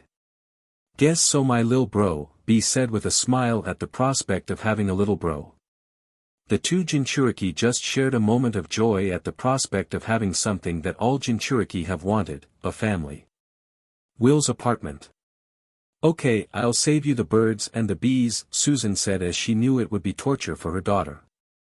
Will let out a sigh of relief, thank you, she said as she already knew about the birds and the bees so hearing from her mom would make it awkward. But please be responsible I don't want to be a grandmother yet, Susan said thinking she was still too young to be a grandmother and her daughter was too young to get PRGN. Will blushed at the thought of being NTMT with Naruto as she still remembered when she and the others walked in on him in the showers, that moment of seeing all of Naruto would be forever engraved into her mind. Later under a bridge. Sorry I'm late, Naruto said running towards the bridge where he saw the girls. It's about time. Cornelia yelled in frustration, thank God he showed up we almost ran out of gossip, she thought fearing that they might have had to talk about schoolwork. Yeah sorry I was with B, Naruto said as he and B hang out for a while losing track of time. How is the shades wearing pops? Irma asked as she really liked the old man as he trained her. He's, himself, Naruto said not really knowing how to describe someone as unique as B. That sounds about right, Hey Lin said as she enjoyed B's company and liked his unique personality. Hey guys, Will said running towards them. Am I forgetting something? Irma thought as she thought she was forgetting something that involved teasing Naruto and Will. Oh CRP, she said looking over Naruto. What are you doing Irma? Naruto said a little confused as to why she was doing what she was doing. Aha found it. Irma said pointing to a hickey on Naruto's neck. Will totally marked you, she said laughing at it and a little pissed that she forgot about Will's hickey from the other day. Naruto just blushed and wondered how the hickey was still there as it had been a full day. Geez Irma what is wrong with you? Will asked wondering why she teased people too much. She's probably just jealous, Cornelia said giving Irma a taste of her own medicine. Shut it corny. Irma said getting embarrassed from Cornelia's comment. Okay, can we just guardian up and go? Will said, wanting to get this over with. Later in Meridian. Naruto and the Guardians flew through the sky looking for either Caleb or Elian. I almost can't believe he took off on his own, Naruto said as Caleb did this kinda CRP usually. Not really that surprising, Terane said as Caleb did this kinda thing usually. They flew for a while, then Will spotted Elian among a group of people in a marketplace. There she is, she said, alerting the others. Elian - Cornelia yelled as she wanted to call out to her best friend but was stopped by Terane. Let's find out if it really is her, Terane said as she charged a fireball and aimed for the sky. The light of the explosion shined down on the crowd of people and saw that Elian had no shadow. See, no shadow, Terane said as she had a theory that Elian's clones were transparent and somewhat solid. Kinda Dracula-ish, Cornelia said, a little creeped out of.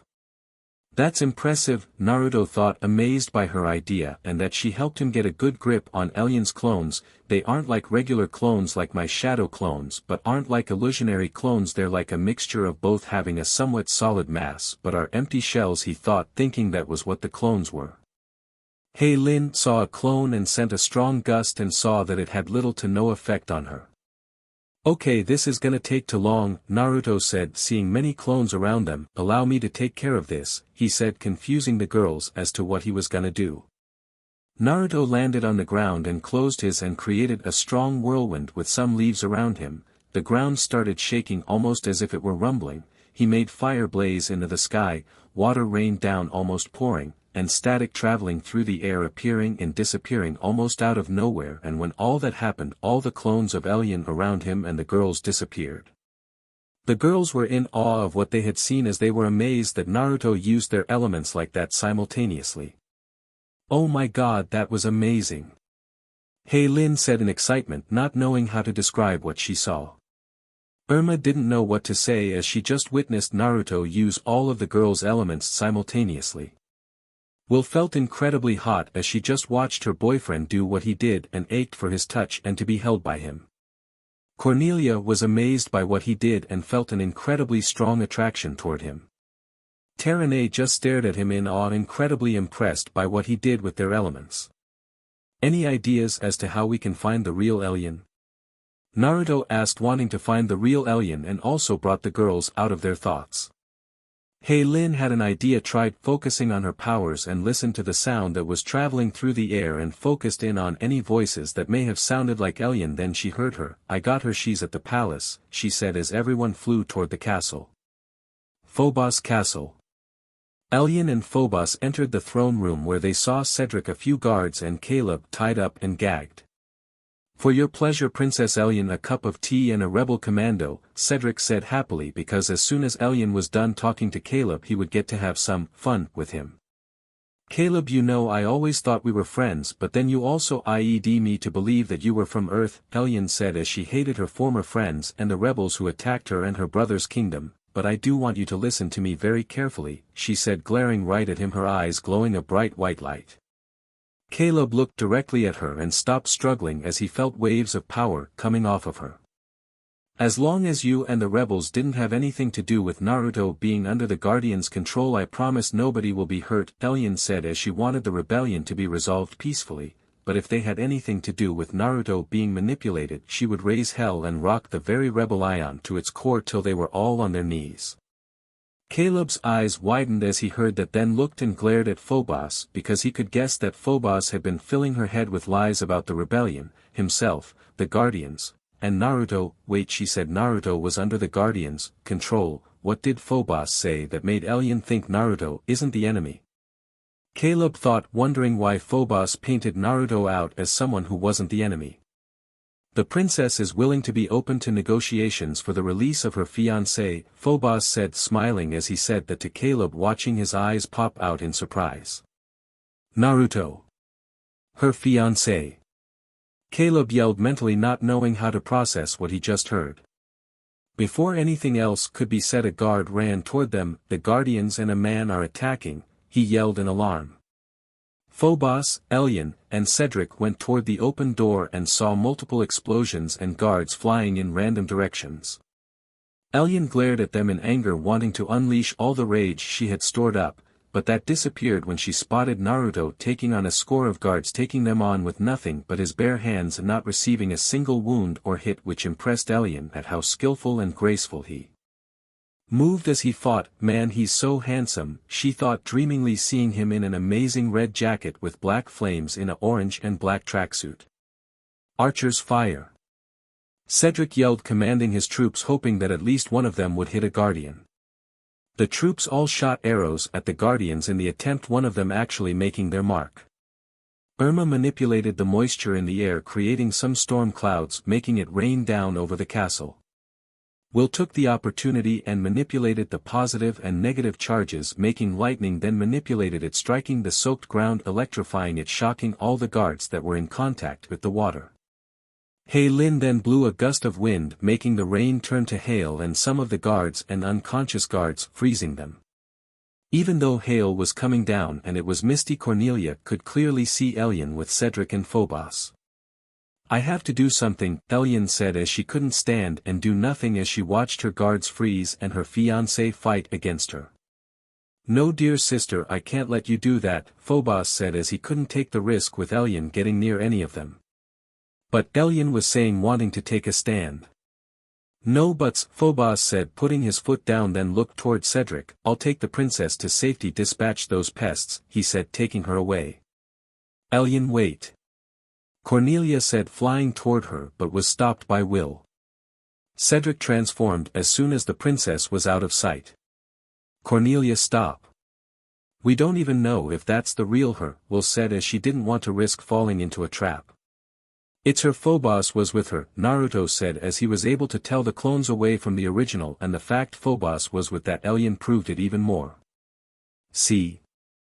So we have to go save her, Cornelia said, flying right toward the door, and as she approached, Cedric swung his tail right at her, which she caught. Cedric was surprised that the Earth Guardian was strong enough to catch his tail. Out of my way, Cornelia said, grabbing tightly onto his tail, then threw him through one of the castle's walls.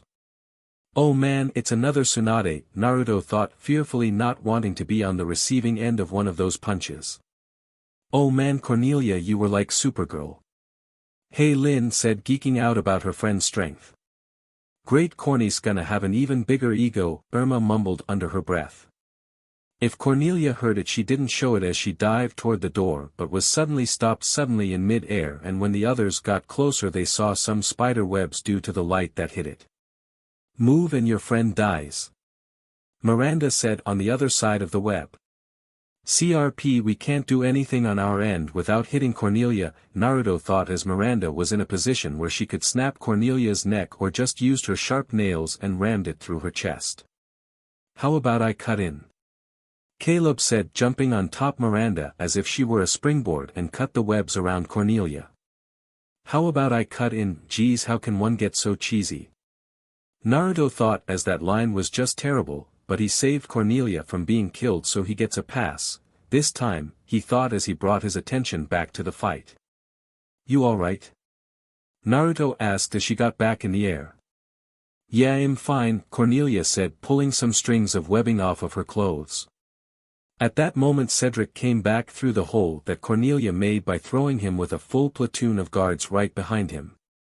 Listen, we don't have time to fight everyone, we have to go, Naruto said, not wanting to fight a large number of soldiers and Elian and Phobos with their magic and control of the very land of Meridian.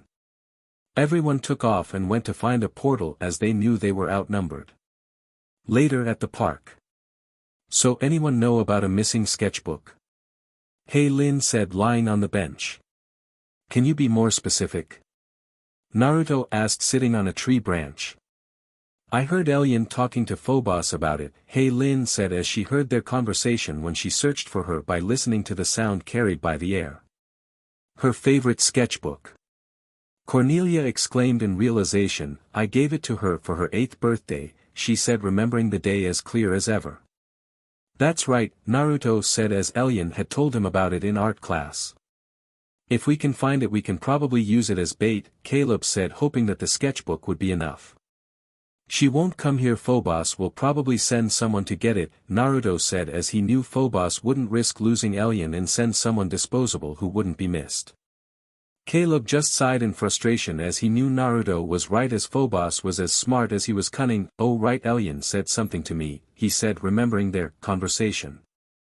Well, don't keep us in suspense. What she say? Cornelia asked, wanting to know as anything could be a big help in bringing her home. I'll tell you guys after we search Elian's house, Caleb said as he knew what he said would end in bloodshed. The girls were curious as to what he knew but agreed. Later at Naruto's house. Everyone was currently sitting in Naruto's living room, which was deadly silent from what Caleb had told them, but none more so than 3 people in that room. Cornelia was completely shell-shocked by the words that escaped Caleb's mouth. Did you say Elian is engaged to Naruto? She said, wanting confirmation along with Naruto and Will. Caleb merely nodded because that was all he needed to say. I'm sorry, how or why would Phobos tell Elian that I'm her fiancé? Naruto asked, not knowing how to process the information he had been told. In that moment Cornelia ran and charged Naruto, tackling him to the ground. It's because she likes you, idiot, she said, pulling him up by his chest and smashing him on the ground with each word while using her super strength. Naruto couldn't tell what hit harder, Cornelia or the sudden realization that Elian liked him, then thinks about the time they spent together in the carnival. OSHT, I'm a total idiot, he thought as he laid on the ground as the girls restrained Cornelia. Will got to thinking as soon as she and the others calmed Cornelia down. She got to thinking as she saw the faraway look Naruto had as he laid on the ground. Is he regretting us dating because of Elian? She thought sadly, knowing that if she hadn't started dating Naruto, Elian would have definitely gotten together with Naruto. Hey, can you guys give me and Naruto some privacy? Will asked, but saw they weren't moving. Now, she said more firmly, with a little lightning running through the air making them all run upstairs but hid so they could eavesdrop. So what's up? Naruto asked, rubbing his head as he got off the floor. Naruto, I need to ask you something, Will said as her chest felt heavy as she felt a lot of pressure inside of it. Do you regret us getting together? She asked, hating to ask that question but knew she had to ask because she'd go crazy by not having an answer. Naruto walked up, placed both his hands on her shoulders and looked her right in the eyes. I can't pretend that I know what could have happened if we hadn't gotten together. Maybe I would have gotten together with Elian and she wouldn't have gone to Meridian, maybe not, but I can tell you I don't regret anything because I love you, he said, resting his head against hers. Will had become incredibly still from hearing what Naruto said, as those were the words everyone wished to hear from the person they loved. The others were shocked by what Naruto had said to Will and had no idea their relationship escalated so quickly to that step. Naruto was confused as to why Will looked completely still, then quickly realized what he said and was surprised by what he said. Do you mean that? Will asked in a low tone of voice. Naruto heard her as clear as day and wasted no time answering. Yes, he said firmly without hesitation, you are important to me and the person I give my heart to, he said, speaking from how he felt when he was with Will and how she made him feel. Will felt tears build up in her eyes as she felt completely emotional and suddenly grabbed Naruto by his cheeks and pulled him into a passionate kiss but briefly pulls away. I love you too, she said while slightly panting. Naruto wasted no time answering Will's statement with a kiss as they then enjoyed the moment, not noticing the brief flash from Irma's phone. What the hell is wrong with you?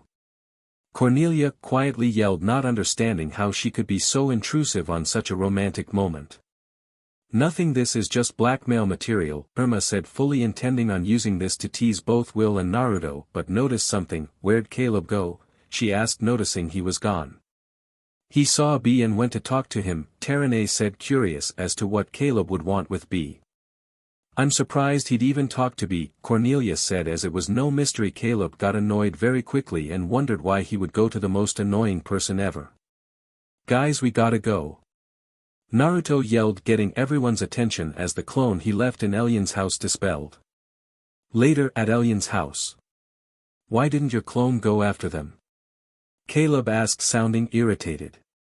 Because like my clone, I don't know where this portal goes, and if my clone went through, Phobos could have sensed me, Naruto said, not wanting to risk losing the element of surprise or risk losing the portal as it may have been close to Elian.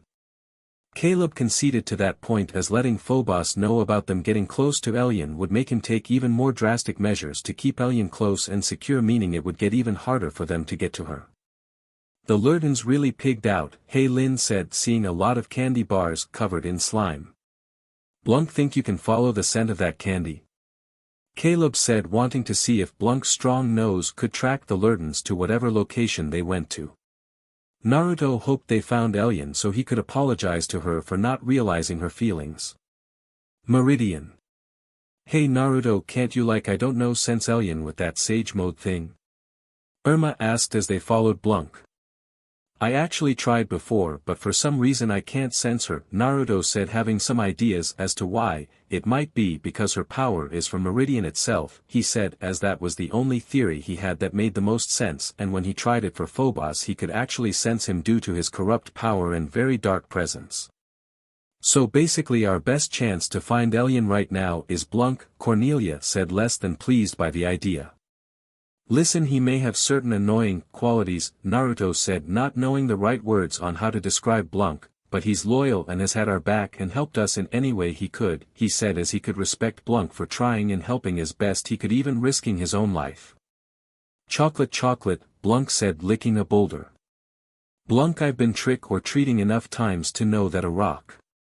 Irma said in frustration. Irma, if Blunk followed the scent here, then the boulder might be in the way of a secret entrance to some underground base, Naruto said, as he knew a lot of people who kept stuff hidden. He might be right, I've heard stories and rumors of Phobos having an underground bunker, Caleb said as he listened to all rumors that left the castle.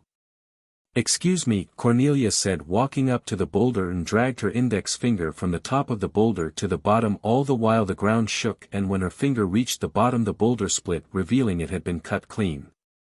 Her control has gotten so good, Naruto thought, impressed by her control and dedication to her training, also really hope she doesn't learn how to increase her strength with her powers, he thought, as Cornelia was becoming similar to Tsunade, and that alone was a terrifying thought. Okay, we need to split up, alright, 5 minutes tops, Will said, as she wanted to keep the plan as simple and quick as possible. Everyone nodded to the plan and went off in different directions, sticking to the shadows and flying to stay above the guards. Naruto found a door and entered it and saw it looked like a bedroom, and quickly searched around the room and saw Elian's sketchbook on a nightstand and looked through the book and was surprised by one drawing he saw. It was a picture of him sitting at a desk, obviously bored, but had a small smirk. Man, she has some serious talent, Naruto said, then had an idea and went to the next available page in the sketchbook and wrote something. What are you doing? Cornelia asked, walking into the room.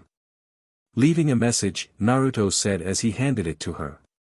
Cornelia read the message. This is nice, she said with a smile. I'm sorry for bashing your head to the floor multiple times, she said, thinking she may have overreacted a little. It's cool, and don't worry, we'll find Elian, Naruto said, as he knew that if Elian wasn't here she was somewhere else, so if they were lucky they could leave and come back to rescue Elian. Thanks, Cornelia said, wrapping him in a hug which he returned. Unknown to the both of them, they were being watched. Phobos Castle. The boy seems to draw in others, Phobos said, a little impressed, as some of the people of the kingdom told stories about him which did wonders for his story. He told Elian about him. Indeed, my lord, Cedric said begrudgingly, as he had heard of the boy's selfless acts from gossip and other stories told throughout the kingdom. Cedric, take as many guards as you need and surround the bunker, Phobos said, as the opportunity was perfect. Yes, my lord, Cedric said with a smirk as he transformed and gathered some troops. Maybe I should get my sister so she can help the troops, Phobos thought, having an idea of how Elian can assist his troops. Later at bunker. Did you guys find Elian? Will asked as they got back together, as the 5 minutes had just ended. Me and Cornelia found her room, but she wasn't there, Naruto said, curious as to why she would leave just before they got there. Well, no time to waste, we gotta get out of here. Will said, not wanting Phobos to know they were even here.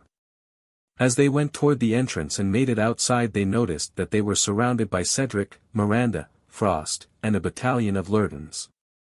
Leaving so soon? Cedric asked in his raspy voice, glaring at Naruto. Everyone get together back to back, Naruto yelled as they made a circle and readied for battle. If we make it to the portal and seal it behind us, we'll be in the clear, Caleb said, looking at the portal which was in the distance. At that moment the portal closed, being sealed. What happened to the portal? They all mentally screamed and panicked, losing their way home. It took Naruto only a moment to realize what happened. Villian must have closed it. She's the only other person with the ability to do so, he said, seeing as how the heart of Kandrakar and his Rinnegan were so far the only things he knew about that could close portals. How can she do that? Lin asked curiously while growing nervous by being surrounded. It's not too big of a stretch. She made dozens of clones around Meridian, Irma said, gathering some water from the ice. What if she's the one who put us in the terrarium? Terane said, having a realization. She was able to open a portal and change our size when she left, Naruto thought, fearing of what she was now capable of. Guys, does anyone have a plan? Will asked, open to suggestions. I might, Naruto said, sounding a little unsure. We need to grab hold of each other, he said, while having a feeling that was gonna regret this. Everyone did as he said, as they knew and believed Naruto had a plan that would get them to safety. Attack!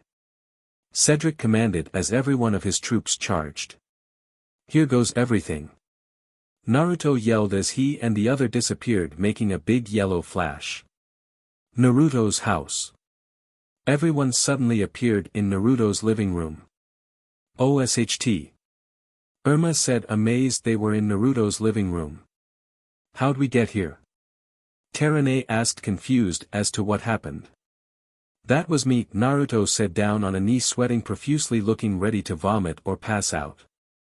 How did you do that? Will asked, kneeling down, wondering if he was okay. I teleported us, Naruto said, gasping heavily, surprising the others. You can teleport? Lin asked, excited by the idea. Dude, that's so cool. Irma said, thinking of all the things she could get away with if Naruto teleported her. Naruto would have responded if he didn't start vomiting blood all over the floor, making the others scream in panic as he blacked out. Inside the seal. Wake up, you colossal moron, the Nine-Tails yelled as Naruto laid down in the water unconscious. Naruto groaned as he got up, a little dizzy and a little dazed as his vision was cloudy as he struggled to get up. I can't believe you were stupid enough to use the incomplete Hiraishin from a dimension over to get here, the fox said angrily, as the damage was massive. Last time you had small rips on your muscles, now there are tears on almost all of your muscles, your organs even have some small cuts, he said, as he was surprised that Naruto didn't die from internal bleeding. How long have I been unconscious for? Naruto asked, wondering how worried he should be since the girls were probably taking care of his unconscious body. About 3 hours, and the 8 tails and his Jinchuriki have been pumping chakra into you, helping me heal you, the fox said, not willing to admit that Naruto probably would have died without their help. CRP, how painful is it gonna be when I wake up?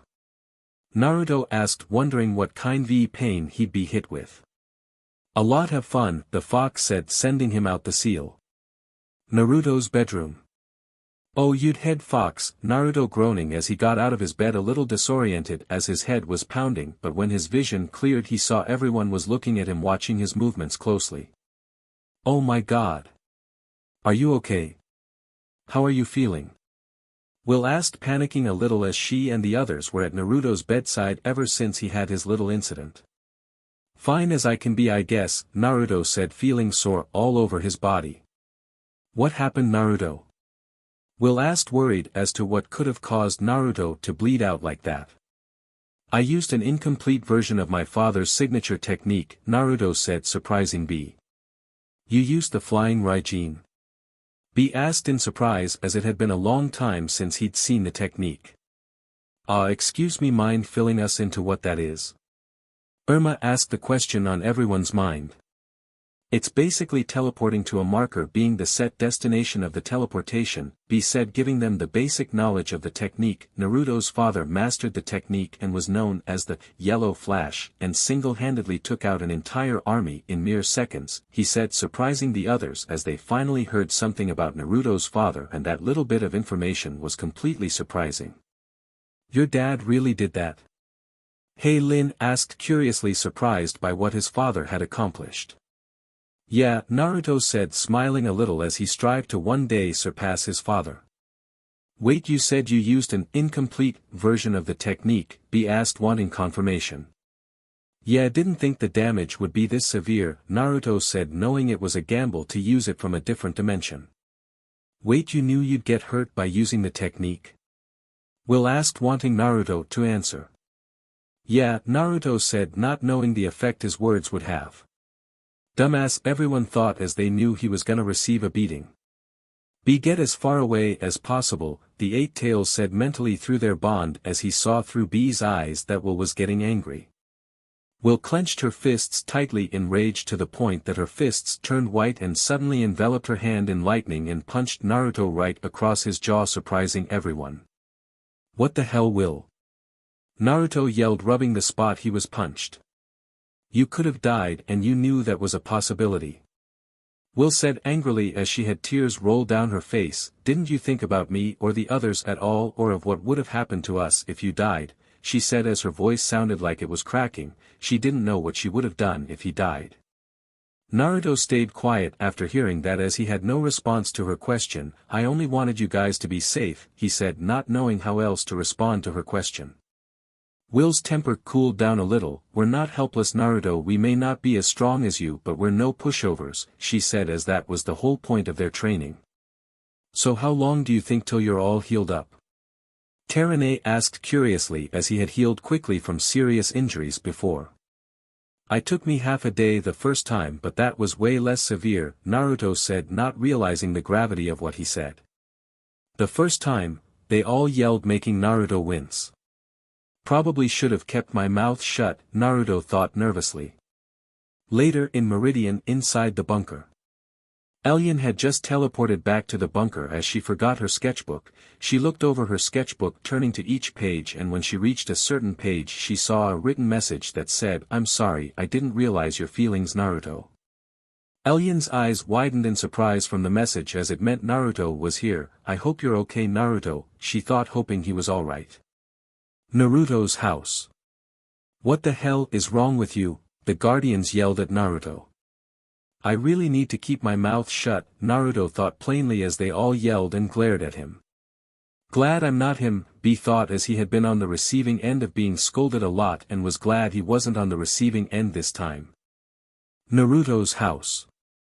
Naruto was currently laying on his couch watching TV, still healing from using the incomplete version of his father's technique. Naruto would have been fine going out, but Will seemed determined to make him stay home till he was completely healed, to the point of threatening him that if he even looked at a portal he was as good as dead. I seriously have some great friends, Naruto thought with a smile, appreciative of his friends, and a really scary girlfriend, he thought, not wanting to test his girlfriend's patience. Naruto gets bored as there was nothing on TV, but he saw that the massive pile of games Irma bought him and decided that would be a good way to kill the day while everyone was busy with school, work, or something crazy.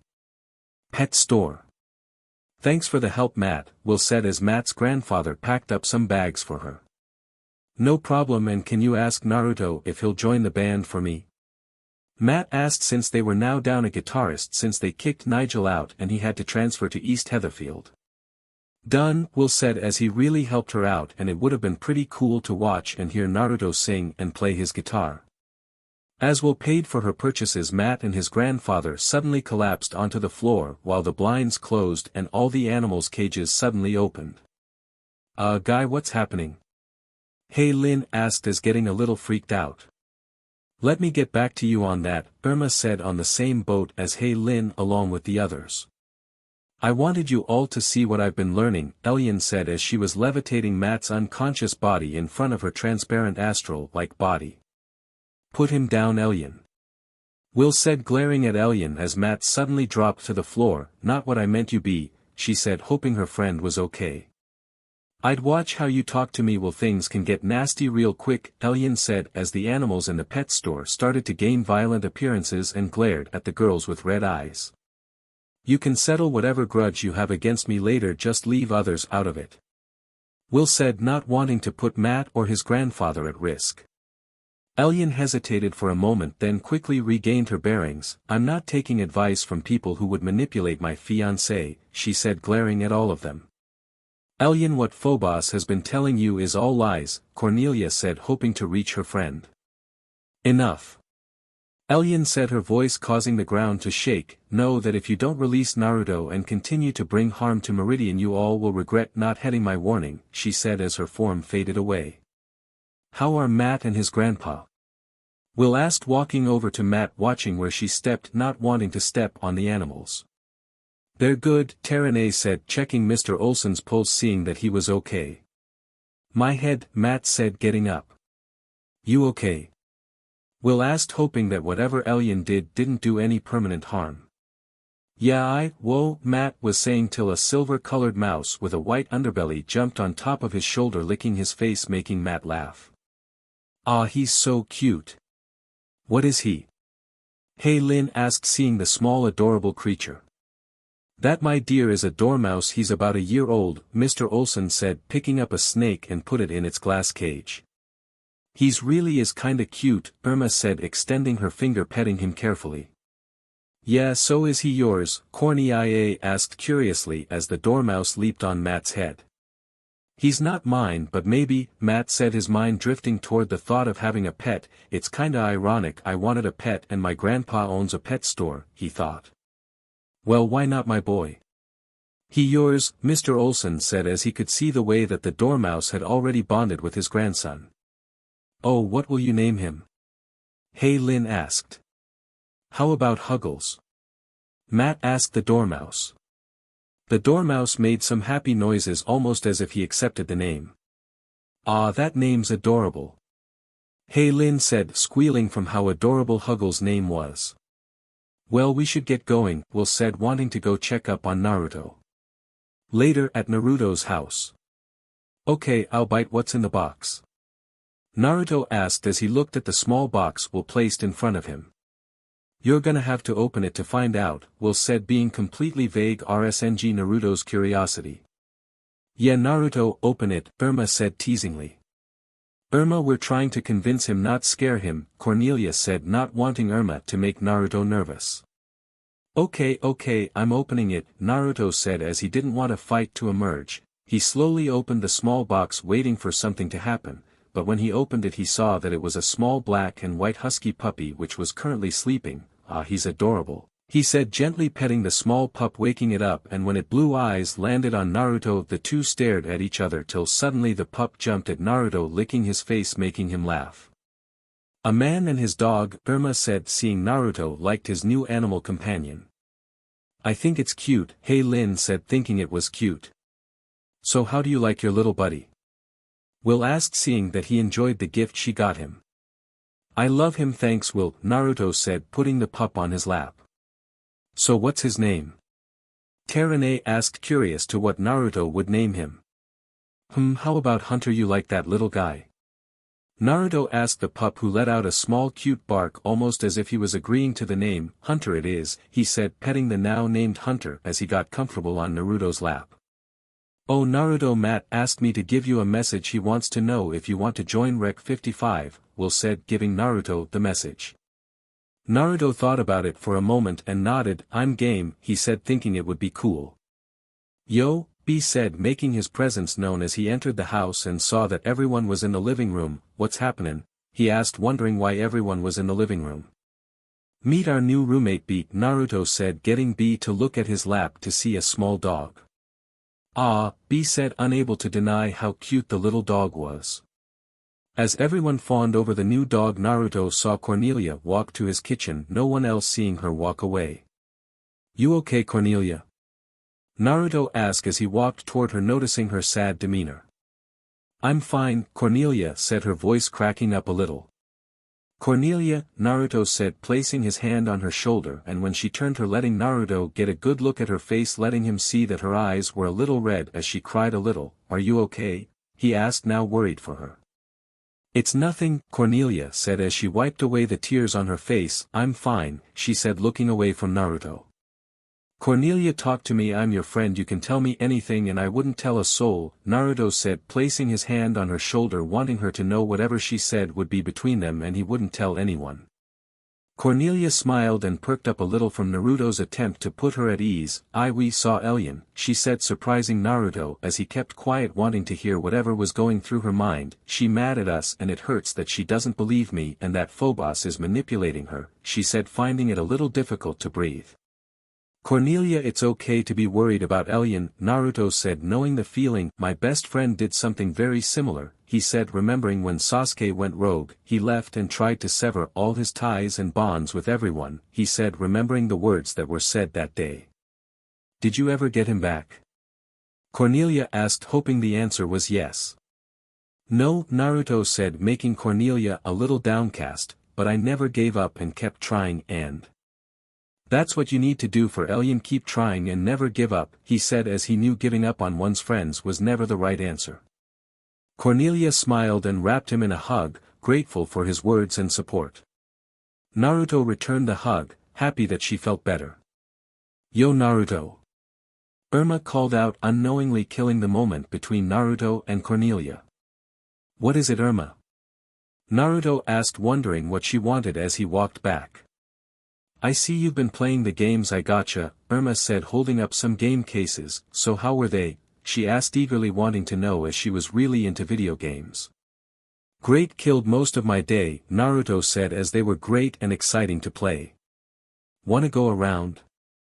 Irma asked, really wanting a companion to play video games with, as she didn't have many friends who liked playing video games. Yes. Naruto replied excitingly. Smash Brothers? He asked, wondering if she was game. Duh, Irma replied, wanting to play against him. Dibs on Joker, Naruto said, as he and Irma jumped on the couch and got into a comfortable position, ready to go head-to-head in virtual violence. Can we get in on the fun? Terene asked as she and Hei Lin got comfortable on the couch next to the two. Sure, Naruto and Irma said as they got the remotes and started the SWCH. Our friends are total nerds, Cornelia said as she and Will spectated. Yeah, but there are nerds, Will said, happy that they were happy. Got that right, Cornelia said as she wouldn't change her friends for the world. Heatherfield Institute next day. Cornelia Hale currently had a very dangerous and stupid plan running through her head as she knew she needed a few things to carry it out. Flashback to last night.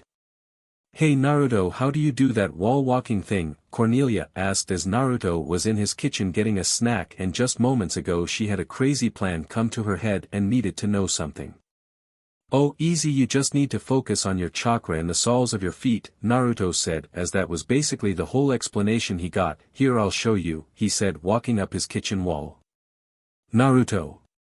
Will said as she didn't want him to harm or overexert himself. I'm coming down, Naruto said, getting down from his wall, not wanting to upset his girlfriend. So what would happen if you added magic? Cornelia asked curiously, as Naruto had said using both chakra and magic usually made the cost of doing whatever they did with one or the other extremely less draining.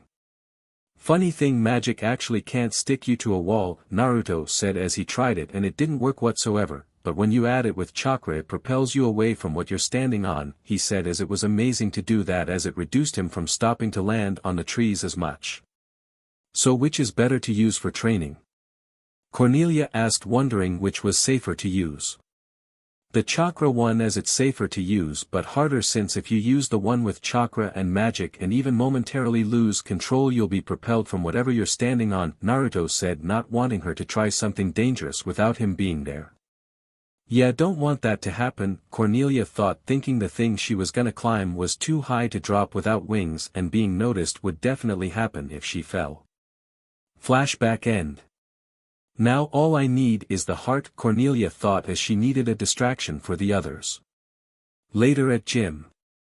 Cornelia was currently looking at a recent photo of her and Elian. But I never gave up and kept trying, and that's what you need to do for Elian, keep trying and never give up. Naruto's words from last night ringing through her mind as clear as day. I couldn't agree more, Naruto, she said, completely determined to see her best friend. Cornelia, hurry up, we got gym, Will said as she and the others came to see what was holding her up. Oh no, I forgot my gym clothes at home, Cornelia said, with her acting being moderately decent, not gaining any suspicion from the others. Take what you need from our lockers, Terene said as they all shared stuff and clothing wasn't any different. You know our combos, borrow whatever you need, Will said as she and the others went to Gym Glass.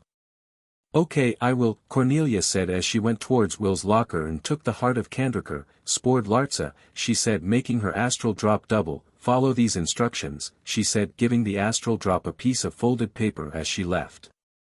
The astral drop just stared at her retreating form blankly, having no idea what was going on, and luckily opened up the paper and read its contents. Meridian. You bring your people great joy, Miranda said, faking happiness. Ugh, I just want to tear off that innocent joyful look on her face, she thought. Thanks Miranda, Elian said, enjoying her new friend's company and seeing the people of her kingdom so happy. Her happiness was short-lived as she saw her friends fly by. She followed them to an abandoned. Nobody saw us, Magreth Cornelia said, her voice sounding raspy. Perfect, Magreth Hey Lin said, sounding happy. The more miserable they get the quicker they'll abandon their prince and princess, Magreth Terene said, chuckling.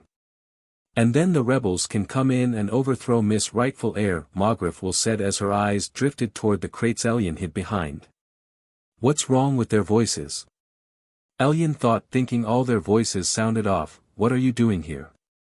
What have you done? She yelled, revealing herself. Geez, they all look terrible, she thought, grossed out by their appearances as their eyes glowed yellow. They all had fangs, and they seemed to have a predatory look about them.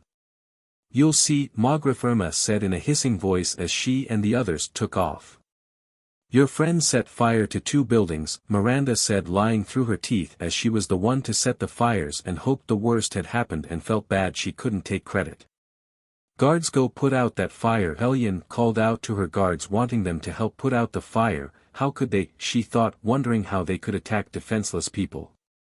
Later at the Sheffield Institute. Yo Cornelia, what happened?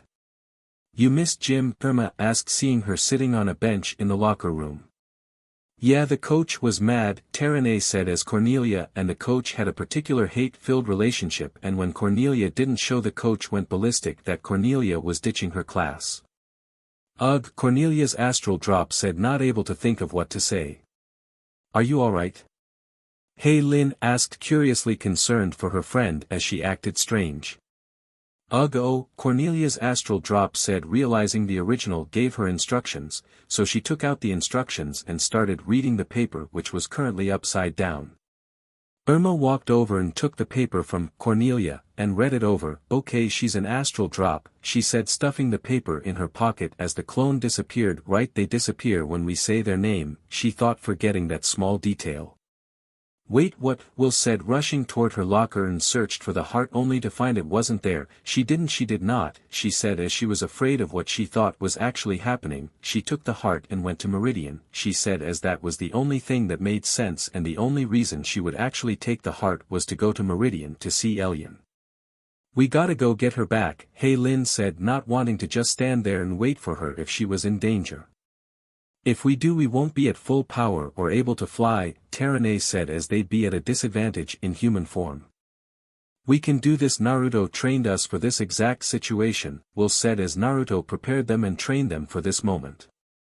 The other guardians nodded as they knew she was right and no longer had any doubts. What about Naruto? Irma asked, thinking they'd need him.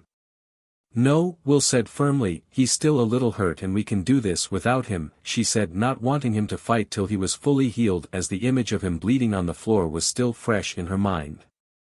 The others didn't argue as they went to find Caleb and Blunk, as they couldn't locate a portal without the heart of Kandrakar, so Blunk was their best option. Meridian. Oh man, this is terrifying, Cornelia thought as she climbed the side of the castle with the wall-walking technique Naruto told her about, and he once told her that her chakra control was decent, but she needed to keep focus on it, otherwise she'd lose control of whatever she did with her chakra, and he told her that would be bad. Couldn't agree more, she thought, afraid even by just thinking about falling down the really high castle. Elian was currently in her room thinking about how weird her friends were. Why were they so different than from before? She thought as she seen them transform and seen them recently. The only difference and change that had occurred was their outfits and maybe some physical changes. Elian. Cornelia said, climbing the balcony all sweaty and tired. Cornelia. Ellian said in surprise as she looked toward her balcony. Hey, Cornelia said as she fell to the floor panting for air as she exhausted herself climbing up the tower and it took most of her focus to not fall. Cornelia, why are you here? Ellian asked, wondering why she would come all the way here after she attacked her kingdom. I came to see if you were alright, Cornelia said, being completely honest. Ellian, you need to listen, you're my best friend no matter what, she said while pulling out a picture of her and Ellian from the jacket she wore and extended it toward Ellian. Ellian took the picture and remembered in the day it was taken as it was a really fun day for the both of them, but then gained a serious look. You shouldn't have come here, Cornelia, she said as she knew she would have to do something she didn't want to. Don't you remember the times of staying up late talking about boys? And the slumber parties? Cornelia said, listing all the times they shared together. Ellian smiled, remembering all those times, but her smile soon faded. That's all meaningless now, she said, shocking Cornelia. I can't forgive you for what you all have done to the village and Naruto, she said as she channeled some magic. What village and all of us? Cornelia thought as she realized it was another ploy Phobos came up with to make her and the other guardians seem like the enemy. Ellian, wait, what Phobos has told you? She was saying until Ellian sealed her into a magic bubble. Ellian called for the guards and they soon took the now trapped Cornelia to Phobos's throne room. With the girls. Can anyone explain to me as to why we didn't bring Naruto? Caleb asked, knowing the girls didn't have the heart and couldn't fly, which meant escape was harder, and wondered why they didn't bring the person that could kick all their asses like it was nothing. You got a problem? Will asked, giving him a hard glare. Nope, Caleb said quickly, and wondered as to how Naruto dated such a scary and overbearing girl like Will. Ah, he's learning, hey, Lin said as she was a little impressed by how far Caleb had come from his former sexist and jerky self. Phobos's throne room. How's the tale, Cornelia asked Cedric, looking smug as she saw the angry glare he gave in return. Silence. Cedric yelled out as his body was still recovering. The guardians approach, but in human form. Interesting, Phobos said curiously as he watched them by conjuring up their image when he had heard the Earth Guardian was here. They must not be here for an attack but possibly an infiltration, he thought, seeing as that was the most likely theory. He then changed the image to Ellian, who was sitting on her bed, and with the wave of his hand he sent a wave of sand and put her to sleep. What did you do? Cornelia yelled at Phobos, worried about Ellian. I wouldn't worry about her, I'd be much more worried about yourself, Phobos said as he approached her bubble and gently placed his palm on it and started to absorb her power as green lines of energy came off her and came to the spot of his hand. What are you doing? Cornelia asked, afraid of the answer she'd received as she felt herself losing her strength. I'm stealing your Phobos was saying till he suddenly felt a disturbance in the power he was taking, and when he tried to ignore it the disturbance became more violent. What is this? He thought, closing his eyes, gritting his teeth as the power he took became less and even harder. My lord? Cedric said, seeing him struggle to absorb the power. Phobos suddenly saw the power he was trying to drain take shape, making a very descriptive outline of a dragon which seemingly looked right at Phobos, scaring him as it looked right through his very soul, and in the blink of an eye the dragon roared and suddenly exploded, sending out a pulse of green energy. Infinite City. Abner suddenly arose from his slumber as he felt a very familiar energy he hadn't sensed in a very long time. Phobos Castle. It couldn't be, Phobos thought, denying what he just saw and to what it could have meant. Looks like I'll need the heart of Kandrakar to take your powers. Lucky for I like a challenge, he said, thinking that it would be impossible taking the girl's powers individually, so he would now have to take the power directly from the heart of Kandrakar itself. Yeah, lucky, Cornelia said as she was glad he only was able to siphon a little of her power. With your friends in their earth forms they should be easy prey for the Mogrifs, Phobos said, sounding both confident and cocky. Cornelia's eyes widened slightly in surprise. He doesn't know that their powers are strong even in human form, she thought, which wasn't all that surprising since he never really saw them use their powers in their human form. He gonna be in for a rude awakening, she thought, chuckling silently seeing him walk away. Naruto's house. This is kinda funny, Naruto thought, playing Resident Evil 7 while looking at B completely grossed out by what he saw, and Hunter, who barked at the TV as his legs shook rapidly, clearly afraid but was willing to stand his ground at the scary sight. So this is what having a family is like, he thought, smiling fondly as he was truly glad he had these two, and even in the short time he's known them he cared for them deeply as they became his family, as B saw him as a little brother. It's nice, he thought, enjoying the moment. Phobos Castle. Ugh, you guys see what I'm seeing? Irma said as she and the others saw themselves in their guardian forms. If it's us in our guardian forms while looking like we came out of a scary movie, Hey Lin said as she looked at her double, seeing that it had claws and glowing orange eyes. Please, we're way prettier than those cheap horror movie knockoffs, Irma said, seeing her double look at her hungrily.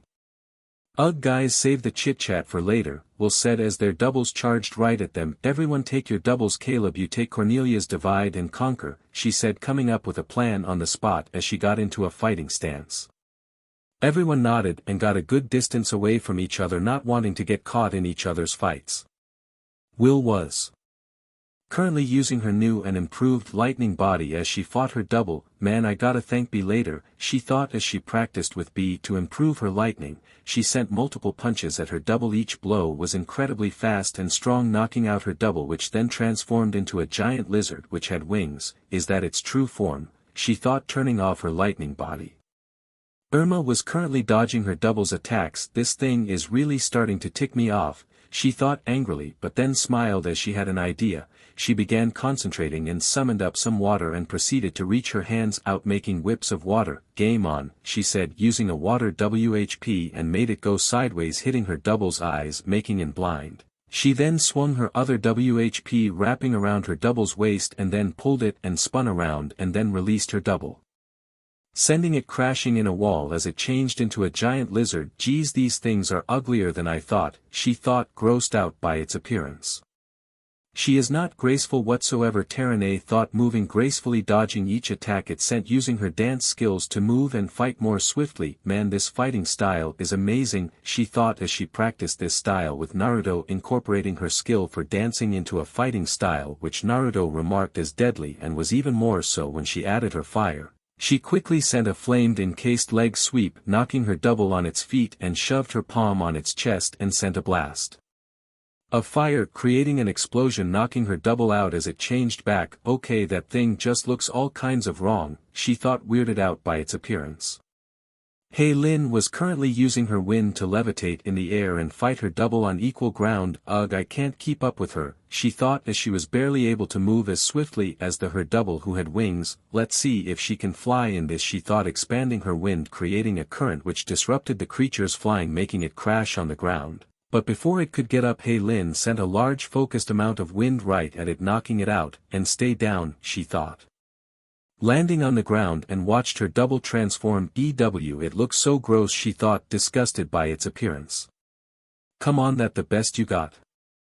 Caleb said, taunting Cornelia's double, but he regretted that as he saw the double's claws extend to the point where each of them were the length of knives. Me and my big mouth, he thought as the double slashed his chest, making 4 very small thin slashes across his chest. Okay, gotta focus, he thought, needing to get serious as he focused his chakra through his blade, remembering what B said when he talked to him a while back. Flashback. Hey B, that's your name right? Caleb asked, wanting to make sure he had his name right. I wanted to ask if you could teach me how to channel lightning chakra, he asked as Naruto told him he knew how to use lightning chakra and even mastered using it. FO show, B said as he took out one of his red-hilted swords and channeled some lightning into the blade. Wow, Caleb said, impressed by seeing what lightning could be done when used by a MSTR. Can you teach me? He asked, wanting to train and improve as much as possible. All I have been doing so far is light up and break light bulbs, he said, a little tired of the exercise. The exercise Naruto has you doing seems unique and focuses on control, B said as the exercise seemed practical. But I'll show you how to focus your chakra through your blade. All you have to do is focus, see the blade as an extension of your body, and when you succeed in doing so you'll have much better luck with using lightning in your blade and getting a good grip on using it more freely, he said as channeling lightning through objects improved upon one's control. Flashback end. Thank you B. Caleb thought as he sliced the double's nails and kicked it right in the stomach, knocking the double unconscious, then rushed into an opening to the castle to look for Elian. Phobos seemed impressed by the girls and Caleb's display of power, impressive even in the earth forms they are still a formidable force, he thought, acknowledging their power and skills. Your little pets are finished Phobos, now returned Cornelia. Will said, glaring right at Phobos. They came for the Earth Guardian. Phobos thought, now a little confused as to why the Earth Guardian came here alone in the first place. They're not transformed and are here for their guardian friend, he thought, thinking there had to be more. The girl has the heart, he thought in realization. Cedric he was saying till he heard an explosion from the throne room, then seconds later guards started falling out the castle. Few minutes earlier in Phobos' throne room. I am through with this bubble. Cornelia thought angrily as put all her strength into forcing the bubble to open or break. Unknown to Cornelia, the heart of Kandrakar was suddenly glowing brighter, and just like earlier when Phobos tried taking her power, she began unleashing green energy which started to take form, expanding in size, reaching outside the bubble, taking the form of a dragon.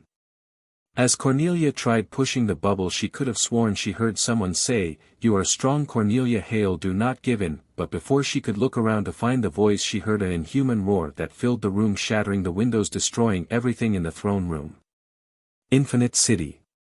Abner ran toward a cave entrance as he heard a roar belonging to a dragon, which was reason enough for him to go look into it. The power and roar sound very familiar. I know I've heard it before, he thought, wanting to go see the source.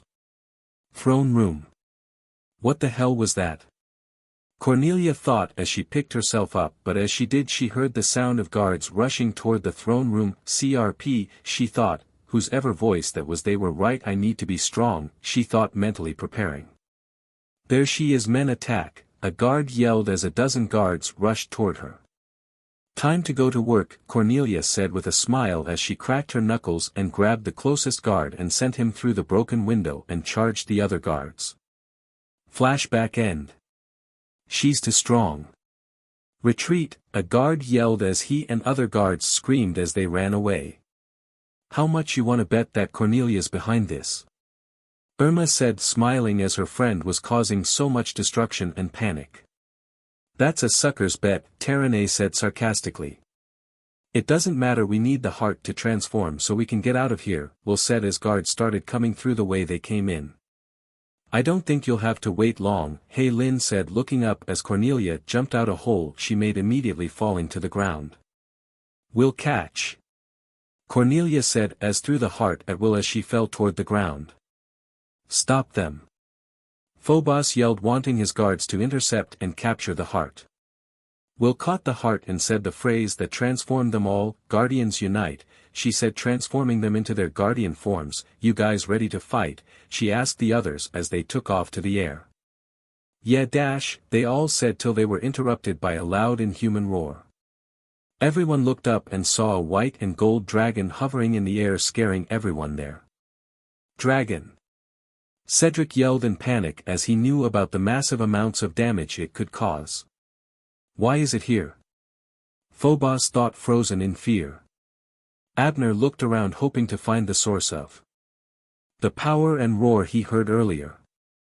Abner. Caleb yelled, getting the dragon's attention. We need an escape now, he said, hoping the dragon wouldn't blow him off and leave him and the others there to die. Why him? Why him of all humans?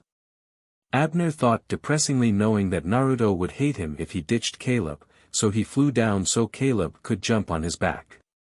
Girls, let's go. Caleb yelled, knowing Abner could fly faster than all of them.